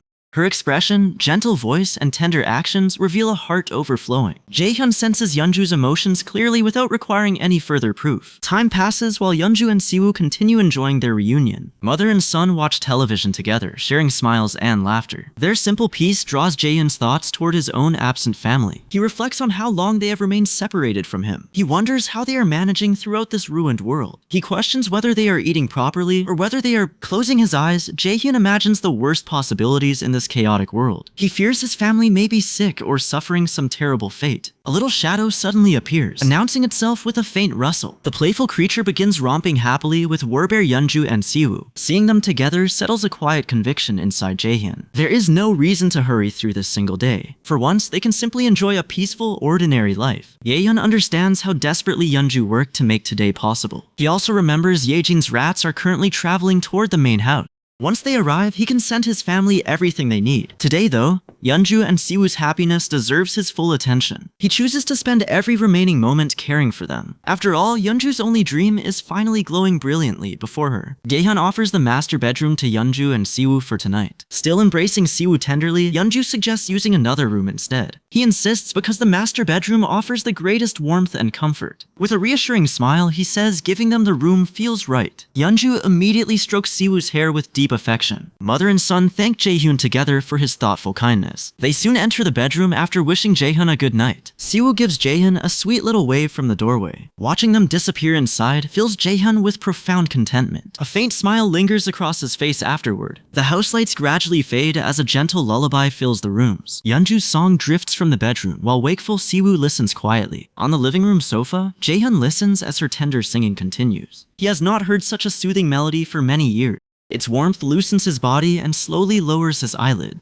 Soon, he sleeps like a child, resting safely in his mother's lap. The next day begins beneath the same quiet, peaceful atmosphere. Jaehyun enjoys a breakfast lovingly prepared by Yeonju and Siwoo. Afterward, everyone settles in the living room for Siwoo's favorite cartoons. Siwoo bursts with excitement and laughs at every single scene. His wonder makes each moment seem entirely new to him. Later, Siwoo chases the little shadow across the sunlit room. The creature had been peacefully basking until Siwoo interrupted its rest. Unsurprisingly, the disturbance leaves the little shadow visibly irritated. They eventually explore every new toy waiting inside the house. Then Yeonju, Siwoo, and Jaehyun stretch across the floor for a nap. Colorful drawings and shared laughter fill every remaining second with genuine joy. Yet the passing hours refuse to pause for their happiness. With a little shadow perched upon his shoulder, Jaehyun quietly weeps. He grieves that he could grant Yeonju's beloved son only one day alive. Kneeling on the floor, Yeonju begins saying her final goodbye. She gathers Siwoo tightly, pouring all her love and strength into him. Too young to grasp the moment's gravity, Siwoo asks whether she is crying. Tears stream down Yeonju's face while she struggles to steady her voice. She softly tells Siwoo that she is not crying. His tiny hand touches her cheek and discovers the wet tears. Siwoo gently wipes them away, trying his hardest to comfort Yeonju. In a tender voice, he asks his mother not to cry. Yeonju pulls him close again, holding him even more desperately. Her trembling voice finally confesses that she feels terrified. A world without Siwoo, she says, is simply too frightening to face. With childlike innocence, Siwoo calls her mom and answers without hesitation. He promises with utter confidence that he is still right beside her. The purity of his assurance shatters Yeonju's remaining composure. Her sorrow and despair spill freely through an even heavier flood of tears. Siwoo continues reassuring Yeonju, while Jaehyun also remains tearful nearby. Stepping backward, Siwoo slowly slips free from Yeonju's embrace. He meets her eyes and firmly promises to remain beside her forever. Crushed by grief, Yeonju calls Siwoo's name through a choking sob. Siwoo keeps walking toward the setting sun without stopping. Behind him, Yeonju shakily cries that she still has much to do for him. Her words finally make Siwoo halt in his tracks. He turns back slowly, wearing a smile filled with warmth and joy. Siwoo says he loves her as his body begins dissolving into light. Those words leave Yeonju frozen exactly where she kneeled. Her whole body trembles as overwhelming pain nearly steals her ability to answer. Even amid unbearable agony, a mother's loving smile breaks through her tears. At last, Yeonju whispers a quiet, heartfelt, "I love you." With that, Siwoo bids farewell, his face carrying a peaceful smile. In a blink, his dissolving body vanishes without leaving any trace. Yeonju's hand drops limply as the agony of farewell overwhelms her. Beside her, Jaehyun watches in silence, heartbroken and deeply worried. Yeonju tries to rise, yet crushing grief refuses to release her body. Moved by her suffering, Jaehyun thinks hope resembles a fragile flower. It somehow chooses to blossom within the very heart of despair. Closing his eyes tightly, Jaehyun reaches a bitter conclusion. Anyone clinging to hope must prepare for sorrow's cruelest death. Jaehyun offers his hand, gently urging Yeonju not to lose herself. He promises her that this painful moment does not mark the end. Yeonju raises her head and meets Jaehyun's unwavering gaze. In a hesitant, trembling voice, she asks whether that is true. She desperately needs reassurance that this truly is not the end. With absolute conviction, Jaehyun vows that even the smallest chance is enough. He will bring her son back repeatedly, however many attempts it requires. His promise kindles fresh hope inside Yeonju's shattered heart. Renewed strength begins flowing through her exhausted body. Right then, the system displays an unexpected notification. Yeonju's trust level has reached 100%, granting her primordial vitality. Elsewhere, the scarlet-haired man screams with uncontrollable rage. He and his twin grow frustrated after hearing the entire explanation. The standard spear, orc spear, and all his saved money have vanished. Confusion leaves the scarlet-haired man uncertain about his next move. Fuming, he demands an explanation about his twin's missing belongings. His twin says everything he owned disappeared the moment he awakened. The scarlet-haired man adds that many other people lost possessions too. He identifies a disturbing pattern connecting every affected survivor. Every victim missed the summoning involving those who finished military service. His twin says they should have returned to that place sooner. Without warning, the scarlet-haired man seizes his twin's collar and yanks. Burning with anger, he demands whether his twin blames him. His twin hurriedly insists the accusation comes from a misunderstanding. Still furious, the scarlet-haired man raises his voice even louder. He shouts that everyone originally agreed Jaehyun's orders were stupid. Pressed by mounting tension, his anxious twin finally loses patience. He admits his plan was foolish from the very start. Hearing that agreement, the scarlet-haired man finally releases his shirt. Only then does a frightening possibility strike the scarlet-haired man. His own behavior might have caused his expulsion. Growing tense, he remembers only one previous case resembling this. A man once attempted to approach an underage girl. After getting caught, that man was immediately expelled from the group. Not long afterward, someone found him dead in the street. The scarlet-haired man continues examining his increasingly dangerous position. Despite the giant and surrounding chaos, survivors still occupy abandoned apartments. Plenty of them would gladly arrange for his next expulsion. Hatred for his miserable predicament consumes the scarlet-haired man. He vividly remembers the crimson-jacketed man calling him a bastard. He imagines how delighted that bastard felt after receiving a weapon. weapon. Restless and agitated, the scarlet-haired man scratches his head repeatedly. He cannot understand how everything spiraled so wildly beyond control. From elsewhere, Jae-hyun observes the tension surrounding the scarlet-haired man. He considers this merely the beginning of his carefully prepared punishment. A system window abruptly materializes behind the scarlet-haired man. The appearance of a new mission catches him entirely by surprise. Startled and doubtful, he immediately turns to inspect the message. The mission demands killing 20 goblins within 24 hours. Success provides only a small amount of experience. Failure brings 1 full minute of extreme, unbearable pain. Yeonju's latest achievement, Primordial Vitality, is nothing short of terrifying. This rare, highly coveted ability now belongs to Jae-hyun as well. Regeneration always accelerates according to the severity of sustained injury. He can barely process the extraordinary result before him. Never once had he expected that exact skill at 100% trust. After considering it, Jae-hyun finds little practical use for it currently. Eyes fixed on the system window, Jae-hyun continues following his thought. He knows he will not personally enter the coming fight. Even leaving the building carries almost no risk of serious injury. Still, such power appearing at 100 trust deserves careful attention. His focus turns toward Bangho, whose trust is nearing 100. A compelling possibility gradually begins taking shape within Jae-hyun's mind. Bangho might receive an ability upon reaching maximum trust. He could then acquire the same skill through their connection. Teleporting instantly anywhere within sight would radically broaden his options. Jae-hyun imagines combining teleportation with the Absolute One's Eye. An activated advanced base could expand that combination even further. The system immediately displays information concerning the advanced base. This safe zone can be established beyond Haven's boundary.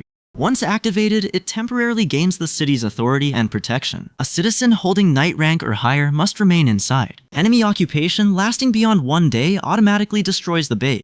Returning to his plan, Jae-hyun identifies mental strength as essential. Enough mental power should allow him to reach an advanced base. With that conclusion, Jae-hyun firmly chooses his next major objective. From now onward, strengthening his mental fortitude takes absolute priority. Every upcoming mission will specifically target improvement of that attribute. A nearby voice suddenly calls Jae-hyun's name and interrupts him. Feeling steadier now, Yeonju requests permission to leave immediately. Yeonju intends to personally bring Jae-hyun's family back to him. He remembers that this mission should have begun yesterday. He also accepts full responsibility for causing the delay. Yeonju thanks Jae-hyun for his valuable time and patient understanding. She promises to find some way of repaying his kindness. Keeping his expression neutral, Jae-hyun suspects she somehow read his thought. He jokingly asks whether he truly appears so impatient. Though grateful, Jae-hyun admits her remarks leave him slightly embarrassed. Yeonju gently assures him that he never seemed impatient. In his position, she likely would have behaved identically. Smiling softly, Yeonju admits everyone ultimately treasures their own family most. She understands exactly how meaningful Jae-hyun's surrendered day was. That precious time had been given entirely to Yeonju and her son. Yeonju sincerely thanks Jae-hyun once again for everything he did. He answers with a modest smile, appreciating her understanding. He directs Yeonju toward Unit 2901, where others already await. He promises that he will join the assembled group soon. Yeonju bows respectfully and quietly answers with a simple yes. She then walks toward the designated meeting location. Jae-hyun later explains why nobody went directly to Samyeon Station. The Cyclops attack collapsed much of the nearby railway track. Damage also spread throughout the station itself, devastating the entire structure. Samyeon Station now stands nearly unusable after that massive destruction. Faced with this obstacle, Jae-hyun decides they need fresh routes. Ye-jin has spent the past 24 hours sending rats to search. Her scouts have apparently discovered a new access point at last. Seeking complete awareness and control, Jae-hyun activates Absolute One's Eye. Something unforeseen immediately catches his attention through the skill. A system notification identifies a level 7 tamed giant rat. Nervous energy surges through Jae-hyun as the implication becomes clear. Ye-jin has evolved, leaving Jae-hyun stunned by the revelation. He questions whether her retainer registration granted this new ability. He also spots something mysterious following closely behind the rat. No amount of concentration reveals what that hidden pursuer actually is. His enhanced vision suddenly detects something far more dangerous approaching. A zombie swarm emerges behind them, rapidly closing the distance. The horde includes creatures at levels 9, 11, and 13. Fear jolts through Jae-hyun as his ability reveals the unfolding crisis. The rat races ahead, desperately fleeing its relentless undead pursuer. Then, in a baffling reversal, the fleeing rat abruptly stops. It turns around and boldly confronts the approaching enemy. Without any visible fear, the rat unleashes an aggressive growl. Its exposed teeth carry a ferocity wildly disproportionate to its size. The zombies swiftly encircle it, sealing every possible escape route. Despite overwhelming danger, the rat refuses to surrender any ground. It stands firmly, never retreating even one step. Jae-hyun observes the entire confrontation from a considerable distance. Remaining there will probably get the rat killed for nothing. He considers triggering a gas explosion to eliminate the surrounding zombie. Closing danger only sharpens the rat's focus and makes its posture fiercer. Then it surges straight ahead with a burst of violent speed. Though zombies ring it in, the rat slips past every strike. It threads through grasping bodies with astonishing speed and precision. Watching from far away, Jae-hyun cannot help feeling deeply impressed. Once clear of one zombie, the rat bounds onward without slowing. Not one scratch marks it as it races toward the exit. With mere steps remaining, the rat launches through the outside opening. Across the threshold, another creature has already been silently awaiting it. Locked onto its prey, the fanged creature releases a menacing growl. Its coiled body looks ready to spring without warning. The rat stops instantly, paralyzed by terror beneath the predator's presence. From afar, Jae-hyun stares in shock at this unforeseen encounter. The level 23 land shark suddenly attacks with horrifying power. Its enormous jaws snap shut once, gulping the rat down whole. Jae-hyun remains silent afterward, despair and concern weighing heavily upon him. He wonders what kind of beast could possess such terrifying strength. More urgently, he recognizes Nampo Station only kilometers from his home. The thought of such killers near his loved ones hits brutally. That possibility tightens the anxiety already gripping his chest. Gathering himself, Jae-hyun admits that he must move much faster. Time has become something he can no longer afford to squander. Elsewhere, Dabin crouches beside several boxes, methodically sorting their content. Exhaustion shows plainly, yet finishing the work brings visible relief. A voice suddenly calls from the person overseeing her assigned job. Turning around, Dabin finds Jae-hyun waiting there to greet her. He thanks Dabin sincerely for everything she has done. Smiling faintly, Dabin says paid work hardly counts as hardship. She follows by asking what new trouble has appeared this time. Jae-hyun shifts uncomfortably, looking aside while organizing his explanation. His hesitation immediately leaves Dabin looking worried and alert. Growing tense, she presses him to simply explain what is happening. Jae-hyun carefully says he needs Yejin's help on a particular assignment. The task spans 2 days, leaving Dabin to manage things meanwhile. Startled by this request, Dabin masks her nerves with a strained smile. Her wavering voice asks whether everything will rest entirely upon her. Jae-hyun assures her that she only needs to cover 2 days. Dabin already understands how much labor and responsibility that means. With skeptical eyes, she asks about extra pay for unavoidable overtime. After all, she will serve as acting lead throughout both days. Jae-hyun hears her demand and answers with a small smile. His suddenly cheerful promise doubles her compensation for every overtime hour. Pure delight instantly brightens Dabin's face at that offer. New energy floods her, leaving her eager for whatever follows. At another location, dense green mist pours directly from the system. It soon envelops Yejin's entire body, hiding her within. The whole group later gathers around a table facing Jae-hyun. Every gaze rests on him as the mission briefing begins. He explains that the enormous Cyclops obstructs passage through Siamayan Station. Navigating that point has consequently become far more difficult. He considers abandoning the entire subway line a needless waste. Yejin adds that the stretch from Siamayan Station toward Beamnagal remains clear. That safe section continues onward through Dekoryang Station. According to Yejin, no monsters currently occupy that route. This allows the group to cross that portion with little concern. She places a sheet of paper across the tabletop. On it, their first objective is securing passage toward Beamnagal Station. The bespectacled man uneasily decides flying above seems their best option. Deoksu abruptly interrupts, though his remark contributes nothing strategically useful. He merely praises Yejin's remarkable gift for drawing maps. Jae-hyun quickly ends the diversion and redirects everyone toward business. He repeats Yejin's route explanation to ensure everyone understands. Pointing at one mapped area, Jae-hyun stresses the approaching danger. They must exercise extreme caution before arriving at their final destination. He then turns toward the group to continue his briefing. Roughly 500 orcs currently roam near a sprawling supermarket complex. Dongjan immediately asks whether they must confront those orcs directly. Yejin firmly explains that battling them is never part of the plan. They only need to reach the nearby station and enter its subway. She promises her chosen route contains absolutely no orc. Only several low-level monsters must be eliminated along the way. Silently, Jae-hyun recalls his heavy investment before this mission. Almost every group member has now reached at least level 30. Only the heavy-set fighter and Ga-young remain slightly below that threshold. Jae-hyun considers their current strength more than sufficient against Goblin. He predicts they can reach the following station without major trouble. Then Jae-hyun identifies the true obstacle ahead, the city's major terminal. Deoksu immediately panics, fearing another enormous creature awaits them there. Yejin quickly assures him that no second giant concerns her. Instead, she worries about the railway tracks leading toward that terminal. A massive zombie swarm has completely overrun that particular stretch. The narrow passage demands an ability capable of destroying tightly packed monsters. Without such power, traveling through there becomes an extremely dangerous undertaking. Her revelation leaves everyone speechless, especially the visibly shaken Gayung. Gathering courage, Gayung carefully forces herself to speak. With trembling hands, she nervously calls Yejin by name. Gayung suggests that her own ability might solve this problem. Later, the system announces her poisonous mist has reached its 100,000 weight limit. Gayung feels deeply frustrated that her contribution has already reached capacity. She opens a nearby door, finding Jaehyun and Yejin waiting there. Both immediately praise Gayung for performing her task exceptionally well. He then asks whether she is feeling alright.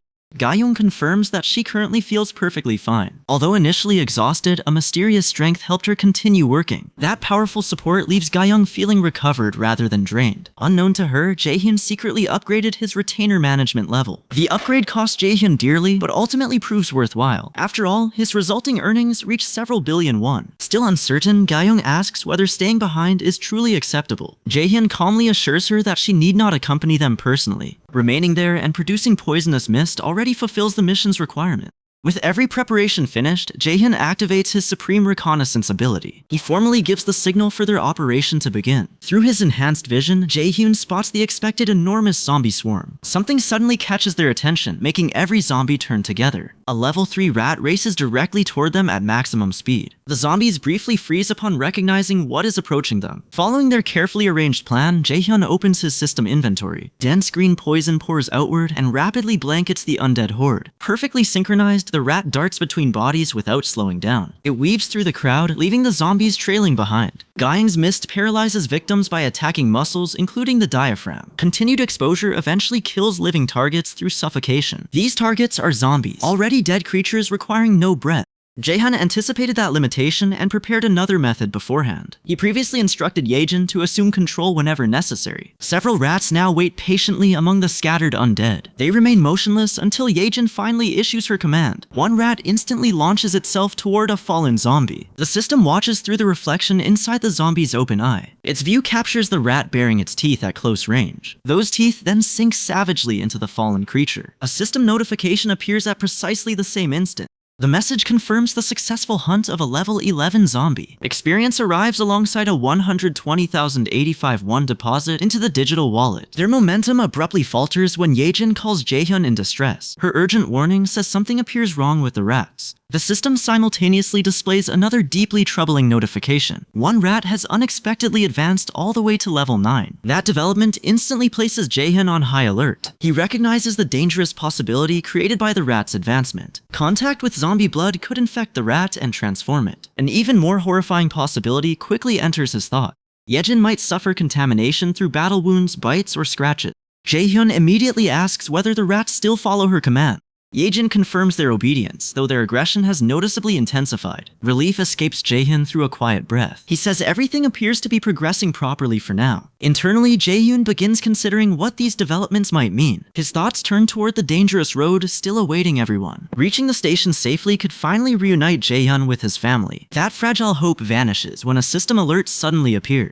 Someone unauthorized is attempting to enter the shelter's main entrance. Jaehyun studies the warning, confused and increasingly alarmed by its meaning. A second notification arrives before Jaehyun decides how to respond. The system reports that 157 people qualify to receive citizenship. It then asks whether Jaehyun wishes to approve their citizenship. Trusting his instincts, Jaehyun accepts the entire group without hesitation. Another system notice immediately confirms the population has reached 3,000 residents.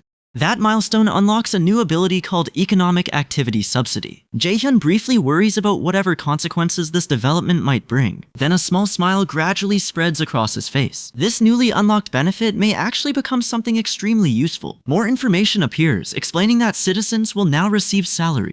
Each payment depends upon the citizen's assigned title or official position. These wages remain entirely separate from the chief's personal wallet. Only each person's designated community role determines their payment amount. Jaehyun sees the perfect opportunity to formalize Dabin's public facilities team. He can now grant Dabin and every worker proper official title. A weekly salary of 700,000 won equals exactly 100,000 won daily. That clean calculation should make managing the department's accounts much easier. Jaehyun taps the system interface while considering the financial implication. Manual payments are unnecessary now that the system handles salaries automatically. Paying workers personally had also meant surrendering valuable tax reduction. Their current growth makes expanding the public facilities department clearly necessary. Money distributed through the Economic Activity Support Fund is essentially free. The amounts involved are far from insignificant for their growing community. Even paying each employee 100,000 won creates substantial daily expenses. 300 salaried workers would collectively receive 30 million won daily. Filling every position through general manager could raise daily payments further. The total could easily reach 50 million won every single day. Jaehyun imagines that money continuously circulating throughout the entire shelter. His tax collection ability would generate increasingly larger returns over time. Citizens would also spend their earnings inside his own store. Much of the distributed money would consequently flow straight back to him. Granting titles widely now appears to be the strongest long-term strategy. Jaehyun remains uncertain which positions might work beyond public facility management. A practical answer soon emerges while Jaehyun considers everyday community needs. Maintenance, cleaning, and security positions all provide sensible starting point. Jaehyun first appoints Dabin as the department's official general manager. Dabin has already brought Deoksu and Yejin onto her working team. He cannot clearly remember the identities of her remaining team members. A fresh system notification suddenly pulls his attention from those details. Dabin has reached 100 loyalty points and officially becomes a retainer. The notification reveals an important rule Jaehyun had not understood earlier. Any citizen reaching 100 loyalty automatically gains official retainer status. He wonders whether every new retainer also receives a unique skill. Curiosity drives him to inspect whatever new ability Dabin may have gained. An unexpected sight interrupts Jaehyun just as he reaches toward the interface. An exhausted sleeper lies peacefully across the sofa, lightly drooling. Yejin watches uncertainly and asks whether they should wake her. Jaehyun says they should allow the exhausted sleeper to keep resting. She finished her responsibilities and must be thoroughly drained from everything. A faint smile crosses his face as he studies her. Despite appearing fine, she probably endured something remarkably difficult. She must have pushed herself all the way toward her limit. Jaehyun believes nobody deserves uninterrupted rest more than she does. He activates Invisible Hand and gently lifts the exhausted sleeper. He carefully carries her into a bedroom for greater comfort. He settles her onto the bed and leaves her sleeping peacefully. Back inside the living room, Jaehyun and Yejin speak quietly. They agree the exhausted sleeper has probably been having a difficult time. Jaehyun then turns toward Yejin and asks about her condition. Yejin calmly insists that nothing has been difficult for her. She says she is doing perfectly well under the current circumstances. Reaching the tracks near the station has made things especially manageable. Jaehyun nods with understanding and asks her to continue working hard. Yejin smiles confidently and tells Jaehyun to leave everything to her. Her expression suddenly shifts as uncertainty interrupts that confident answer. He notices her hesitation immediately and asks what has gone wrong. Yejin stammers that the connection has suddenly stopped working altogether. Caught off guard, Jaehyun asks Yejin exactly what she means. Yejin asks him to wait while she checks the connection again. Closing her eyes, Yejin concentrates and attempts to restore the link. Despite her effort, the connection apparently refuses to respond. Yejin admits the connection remains useless, blaming the overwhelming distance. This route seems to reach too far for the link. Jaehyun asks whether the connection worked properly earlier. Yejin explains that prior preparation could stretch it beyond maximum range. Now its reach extends only as far as Central Station. Yejin turns toward Jaehyun, asking what they should do. With no immediate answer, Jaehyun sinks into troubled thought. Critical moments always seem to attract another disastrous complication. His family's supposed house lies just beyond the station. Jaehyun had planned to inspect it using one of Yejin's rats. He wanted that information before committing to his next move. He clenches his fist and mutters that this complicates everything. Still, Jaehyun asks Yejin to rebuild the connection from Central Station. He tells Yejin to attempt it by whatever method works. Yejin agrees, promising to give the effort everything she has. She closes her eyes again and concentrates on restoring the link. Zombie rats continue crossing the station within Jaehyun's supreme recluse vision. He reminds himself that every possible option deserves an attempt. Until then, Jaehyun can only pray his family remains safe. The system displays the current positions of everyone involved in the mission. Yejin's rats move ahead, scouting the route for hidden dangers. Dongjeon's group follows farther back at a safer distance. The group reaches the station and freezes at the site. Everywhere they look, devastation has swallowed the surrounding area. Buildings have collapsed into rubble across the entire landscape. Enormous footprints, far larger than human ones, cover the ground. The glasses-wearing scout stares at the ruins in stunned disbelief. He finally mutters that the destruction is beyond incredible. The archer notices his distraction and orders immediate scouting. Dongjin commands his raven Blackie to circle above the area. After observing through Blackie's eyes, Dongjeon reports no nearby monster.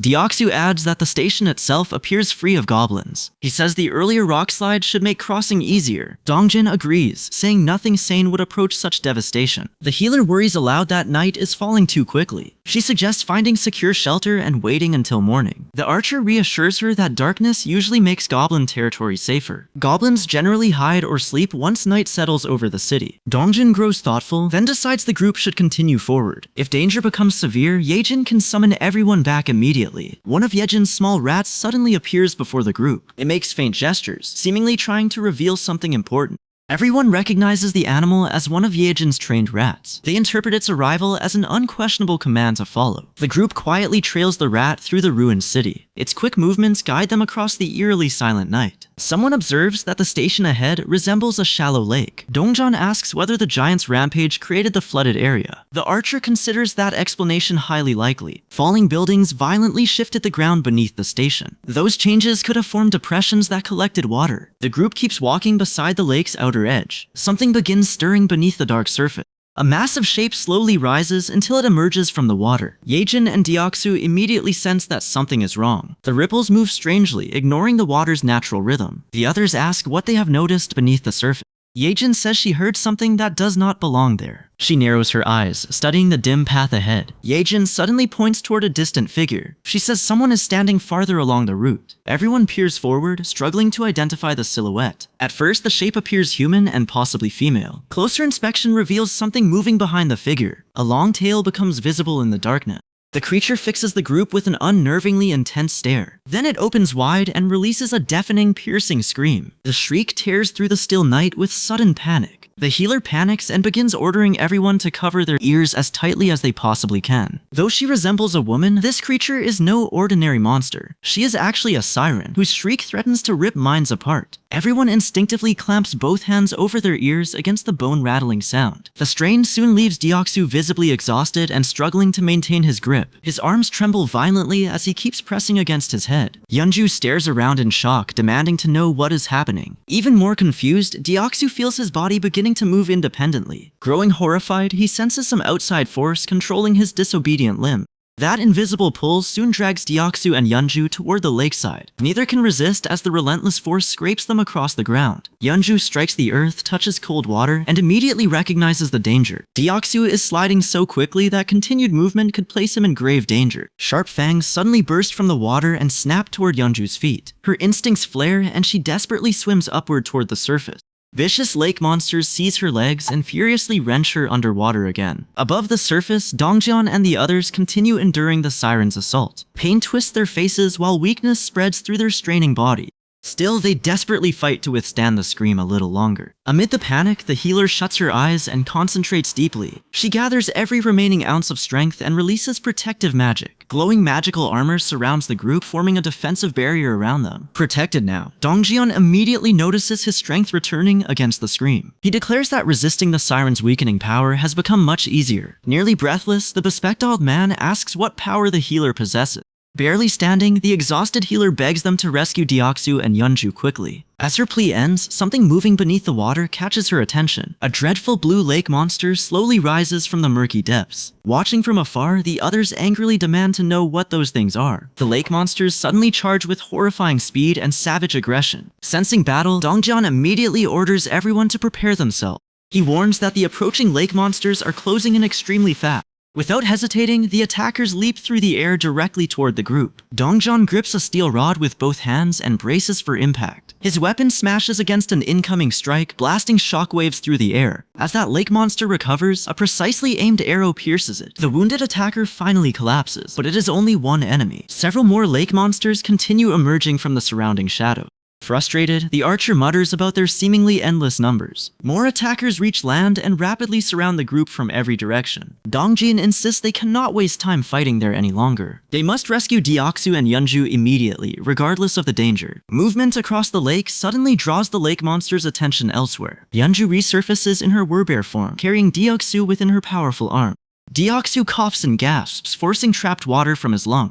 Between breaths, he admits that he genuinely expected to die underwater. Relief and joy brighten every face when both companions return safely. Turning toward Yeonju, Deoxu sincerely thanks her for saving his life. Their reunion abruptly ends when the lake monsters renew their relentless assault. The attackers grant the group no chance to recover or even breathe. Everyone understands that these enemies will not ease their attack for an instant. Deoxu immediately activates magical armor, covering himself with radiant protective energy. As the monsters charge, he vows they will hold their ground. Deoxu declares that everyone will keep fighting until the bitter end. Yeonju firmly plants her feet and prepares to launch a counterattack. One lake monster lunges, and Yeonju drives a heavy fist into its face. The crushing blow sends the creature hurtling backward through the air. It slams into a thick wooden pillar, splintering the timber violently. A goblin's bound corpse hangs from the top of that same pillar. Dongjin and Deoxu spot it, then urgently shout for everyone to retreat. Without hesitation, the entire group leaps backward just in time. The shattered pillar crashes into the spot where everyone previously stood. Byung-ho immediately turns and asks whether Dongjin is hurt. Dongjin says he is fine, then demands an explanation. Seeing the wreckage clearly, Deoxu freezes and loses his voice. The goblin's corpse remains bound against the broken fallen pillar. Everyone stares uneasily until the bespectacled scout orders them upward. Their eyes rise, and the horrifying display finally becomes visible. Countless goblins hang bound overhead, forming one enormous cross.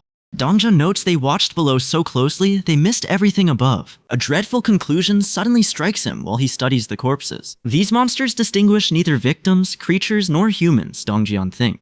The archer's bow suddenly slips free and strikes the ground. Her entire body trembles violently, leaving her unable to speak. She cannot accept the horrifying sight standing before her. Silently, the archer wonders whether that man could truly be her father. One fish-faced creature suddenly charges forward at its highest speed. Dongjin watches it sprint directly toward the defenseless, motionless archer. Still trapped in shock, she notices nothing about the approaching danger. Dongjin desperately screams her name without wasting another second. A thunderous gunshot suddenly tears across the battlefield. The bullet catches the airborne creature and knocks it downward. Its body crashes heavily against the ground near the archer. Byung-ho holds the smoking weapon and immediately checks on her. Dongjin praises Byung-ho's fast reaction during their desperate situation. Then he notices something remains terribly wrong with the archer. She kneels motionless, visibly shaken with a distant, shattered expression. The bespectacled scout rushes over, urgently calling Dongjin's name. He claims he may have discovered an answer to their predicament. His aerial companion allowed him to observe everything from overhead. That view revealed one crucial secret about the agonizing noise. The same sound tormenting them also commands every fish-faced creature. Dongjin recoils, stunned by the scout's unexpected discovery. The scout still cannot understand the siren's actual words. Yet whenever her mouth opens, the fish-faced creatures immediately respond. Her voice gives them direction and sends them into motion. Silencing that sound could potentially destroy their coordinated movements. Without their leader's commands, the creatures would likely scatter. Despite their worsening situation, Dongjin agrees the idea deserves an attempt. His concern is whether the creatures will permit that opportunity.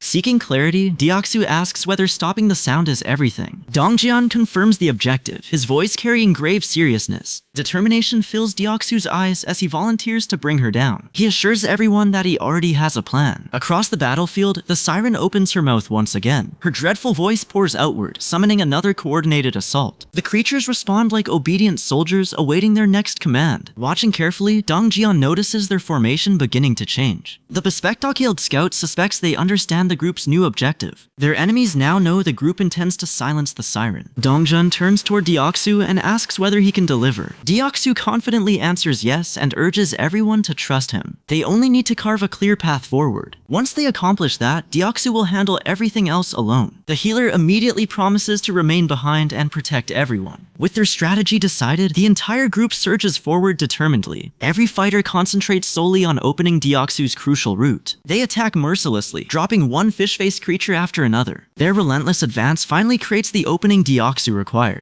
Dongjin pauses briefly, glances backward, and shouts for Deoxu to move. This is their chance, and Dongjin refuses to waste it. Deoxu fixes his gaze firmly upon the distant siren. He plants both feet and grips his halberd with exacting strength. Using all his power, Deoxu launches the weapon through the corridor. The speeding halberd tears through the air directly toward the siren. She reacts instantly and evades the incoming blade with ease. The halberd misses her body and clatters somewhere beyond. Everyone freezes, shocked into silence by the apparent failure. Their painfully earned opportunity seems to vanish within one instant. Deoxu alone remains calm, showing no trace of concern. The siren erupts into wild, mocking laughter at his failure. Her hideous creatures join her, jeering at Deoxu's missed attack. Deoxu merely smiles back, composed despite their cruel mockery. With sharpened eyes, he asks whether Dongjin has forgotten something. Confusion and frustration leave Dongjin unable to understand his meaning. Then sudden recognition arrives, and Dongjin's eyes widen dramatically. Deoxys sarcastically asks him the finest method for handling a fish. As he poses the question, Deoxys raises one hand. With that raised hand, Deoxys triggers the recall command for his halberd. Answering instantly, the weapon tears back toward its waiting master. Its blade cleaves through the siren's back and runs her through. Her mocking laughter dies alongside her, silenced forever. The system announces the level 33 siren's defeat and awards everyone experience. Deoxys' halberd then settles securely back into his hand. Everyone turns and stares at the siren's motionless corpse. The fish-faced creatures falter, confused by their leader's sudden death. Now directionless, they swiftly retreat into the lake's dark depths. Their disappearance sends a powerful wave of relief through the group. At least one dangerous threat no longer stands against them. Dongjin immediately approaches the bowwoman and gently asks about her condition. She continues trembling, unable to steady herself or calm down. Growing concerned, the healer asks Dongjin what they should do next. Dongjun considers leaving to search for Jae-hyun. Then the bowwoman reveals something horrifying through her shaking voice. Among the bodies hanging from crosses, she recognizes her father. Dongjin falls speechless after hearing her devastating revelation. He spins around, refusing to believe his father-in-law hangs among those battered victims. Crushed by unbearable sorrow, the bowwoman collapses into uncontrollable tears. She weeps helplessly, mourning the brutal loss of her father. Beside her, Dongjian drops to his knees in panic and disbelief. Everyone nearby feels her crushing grief as though sharing it themselves. Her father's ruined body hangs openly upon a cross before them. The unbearable sight wounds every witness to the core. Just then, the system displays another mission reconstruction screen. This reconstruction identifies the bowwoman as its designated target. Its promised reward is the restoration of her father to life. A warning states resurrection only works inside the absolute domain's boundaries. Urgency and desperation drive Jae-hyun to tap rapidly across the system window. He desperately tries to complete the reconstruction procedure. Yejin watches his despairing behavior with absolute astonishment. Then Jae-hyun abruptly stops pressing the window. He starts reconsidering the situation and his companions' trust in him. If their lives truly faced danger, they would have summoned him immediately. He tells himself their silence means no genuine danger exists. That conclusion leaves him neither an alternative nor any necessary action. Yet an irritating doubt repeatedly pushes back into his thought. Could it truly be that no other choice remained? Being dragged underwater by armed fishermen hardly seems harmless or dismissible. Such circumstances clearly represent a serious and immediate threat. Jae-hyun worries about his family and desperately wants to see them again. Still, he understands that this longing does not belong solely to him. Every companion also has loved ones and deeply personal reasons for fighting. Even so, Jae-hyun forces that understanding from his mind. He insists his family must come before every other person. With trembling hands, Jae-hyun finally selects an option from the system window. The system immediately issues a new mission for the entire group. They must construct a tomb within a strict 1-hour deadline. Success offers little experience, while failure carries no punishment. Reading the message leaves the bowwoman even more deeply shaken. Hopelessness and profound grief overwhelm her body and burden her spirit. Far away, Jae-hyun silently observes their suffering through his supreme eye ability. Regret fills him as he watches the painful events unfold. Eventually, the group finishes building the tomb. Everyone gathers quietly before it, weighed down by sadness. Dongjun gently asks whether the bowwoman truly accepts this outcome. She firmly answers that her father would have wanted this. According to her, he was utterly obsessed with his work. He always wanted burial beside the railway tracks after his death. Holding his engraved metal plate, she remembers dismissing that wish during childhood. Back then, the young bowwoman considered his request completely ridiculous. Now she has fulfilled the strange final wish he always expressed. Her father rests precisely beside the tracks where he wanted. The metal plate bearing his name now marks his resting place. Watching from afar, Jae-hyun suddenly confronts a deeply troubling possibility. Someday, this same devastating grief might become his own. He can only hope their present sorrow never reaches him. That fear pushes Jae-hyun toward one unshakable decision. He will protect them all, regardless of what it takes. Studying the system again, Jae-hyun recognizes what his promise requires. He needs stronger people standing beside him to protect everyone. With that understanding, Jae-hyun finally settles upon his next decision. He decides the person who matters most right now is... His conclusion remains unfinished as events cut elsewhere. Elsewhere, a water-wielding man strikes a goblin. The system reports that Citizen Hyuk's loyalty has now surpassed 30. That loyalty threshold qualifies Hyuk for official registration as a vassal. A second notification immediately confirms that Hyuk's registration succeeds. A nearby woman approaches from behind and points out Hyuk's glowing body. Hyuk examines his hands, astonished by the strange light surrounding them. Fascination grips Hyuk as he wonders what this transformation means.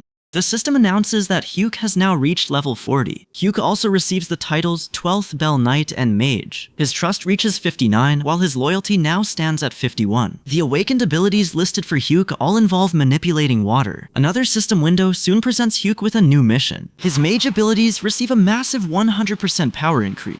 Water Bomb appears as Hyuk's newly awakened A-rank skill. It creates intensely heated water compressed into an explosive sphere. The resulting blast grows stronger according to Hyuk's mana investment. Water Control emerges as Hyuk's other ability, carrying an S-rank classification. That skill lets Hyuk freely command water through mental energy. The mission orders Hyuk to use both abilities within 10 minutes. Completing the challenge rewards Hyuk with increased mental power. Failure instead carries the punishment of severe mental exhaustion. Hyuk stands frozen, stunned by the information hovering before him. The mission prompt flashes across Hyuk's vision once more. While Hyuk reads, the nearby woman anxiously asks whether he feels alright. Hyuk merely asks her to give him a moment. Understanding gradually dawns, drawing a broad smile across Hyuk's face.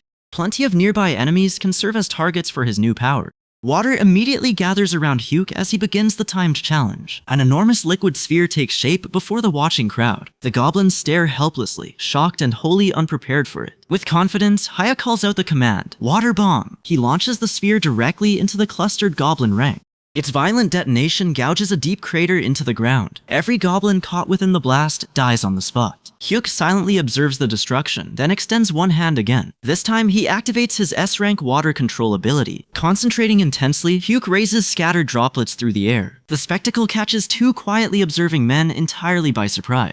The black-coated observer asks whether Hyuk is truly causing everything. His plainclothed companion confirms that this power unquestionably belongs to Hyuk. Smiling, Hyuk allows the suspended droplets to descend like soft rain. Even during their gentle fall, every droplet remains under Hyuk's control. Hyuk suddenly drops onto his knees and raises both arms skyward. He begins offering heartfelt thanks for the kindness he just received. The black-coated observer and plainclothed companion become even more bewildered. Both openly question whether Hyuk has finally lost his mind. A system notice reports increases to both Hyuk's trust and loyalty. The same notice confirms that Hyuk has successfully cleared the mission. It also records that 251 to 1 has now been used. Watching these developments, Jaehyun cannot hide his profound astonishment. He never expected an S-rank ability to awaken through this process.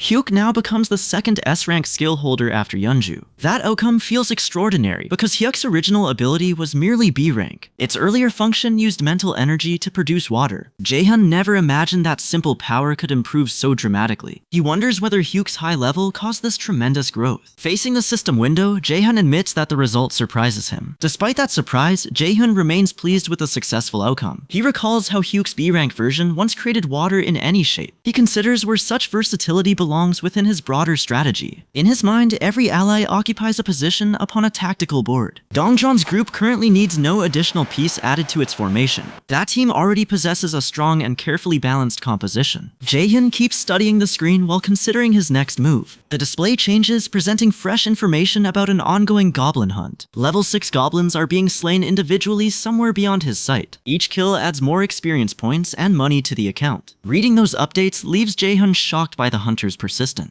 Despite the late hour, people remain outside actively hunting monsters. Another unexpected notification abruptly appears across the system display. The message announces that one of Jaehyun's skill levels has increased. Declaration of Return Home has now advanced to level 20. That advancement grants Jaehyun 3 additional skill points.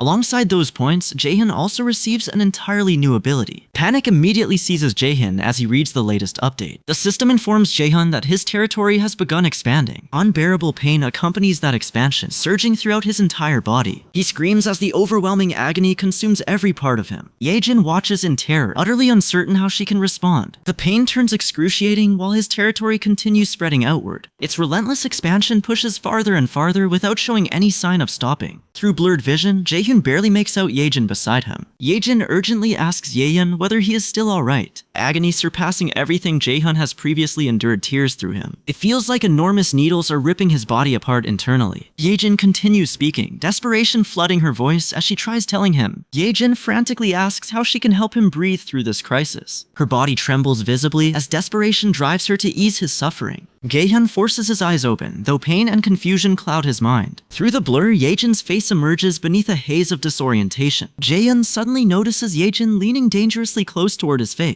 Her unmistakable intention startles him, despite the agony consuming his body. Straining to speak, Jaehyun asks what Yejin thinks she is doing. Mortified, Yejin jerks backward and repeatedly blurts out frantic apology.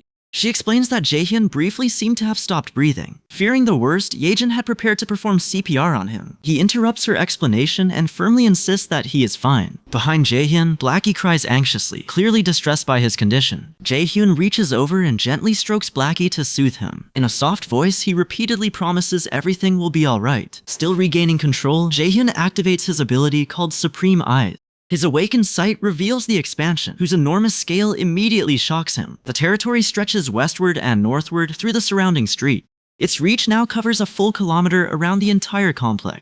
Still grounded, Jaehyun finally understands what caused his unbearable suffering. His territory has just grown larger than it has ever been. He studies the system screen while exhaustion weighs heavily upon him. Despite feeling utterly drained, he knows resting now is impossible. The system awards 3 skill points for Jaehyun reaching level 20. He has already chosen which ability needs the next upgrade. For this operation, he considers Supreme Recluse's Eyes his most crucial skill. Jaehyun spends a point, raising Supreme Eyes to level 4. Another notification announces that the ability has unlocked multi-vision functionality. His sight suddenly widens far beyond its previous boundary. Countless surveillance-like displays seem to surround him with separate visual feeds. Maintaining this expanded perception quickly places tremendous pressure on his concentration.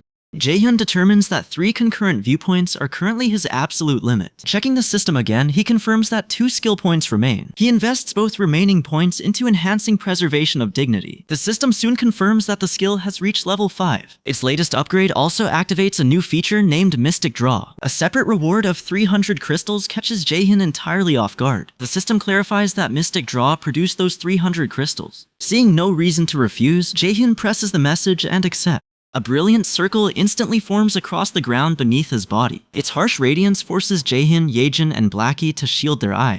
Several moments later, the circle vanishes while an intense glow remains airborne.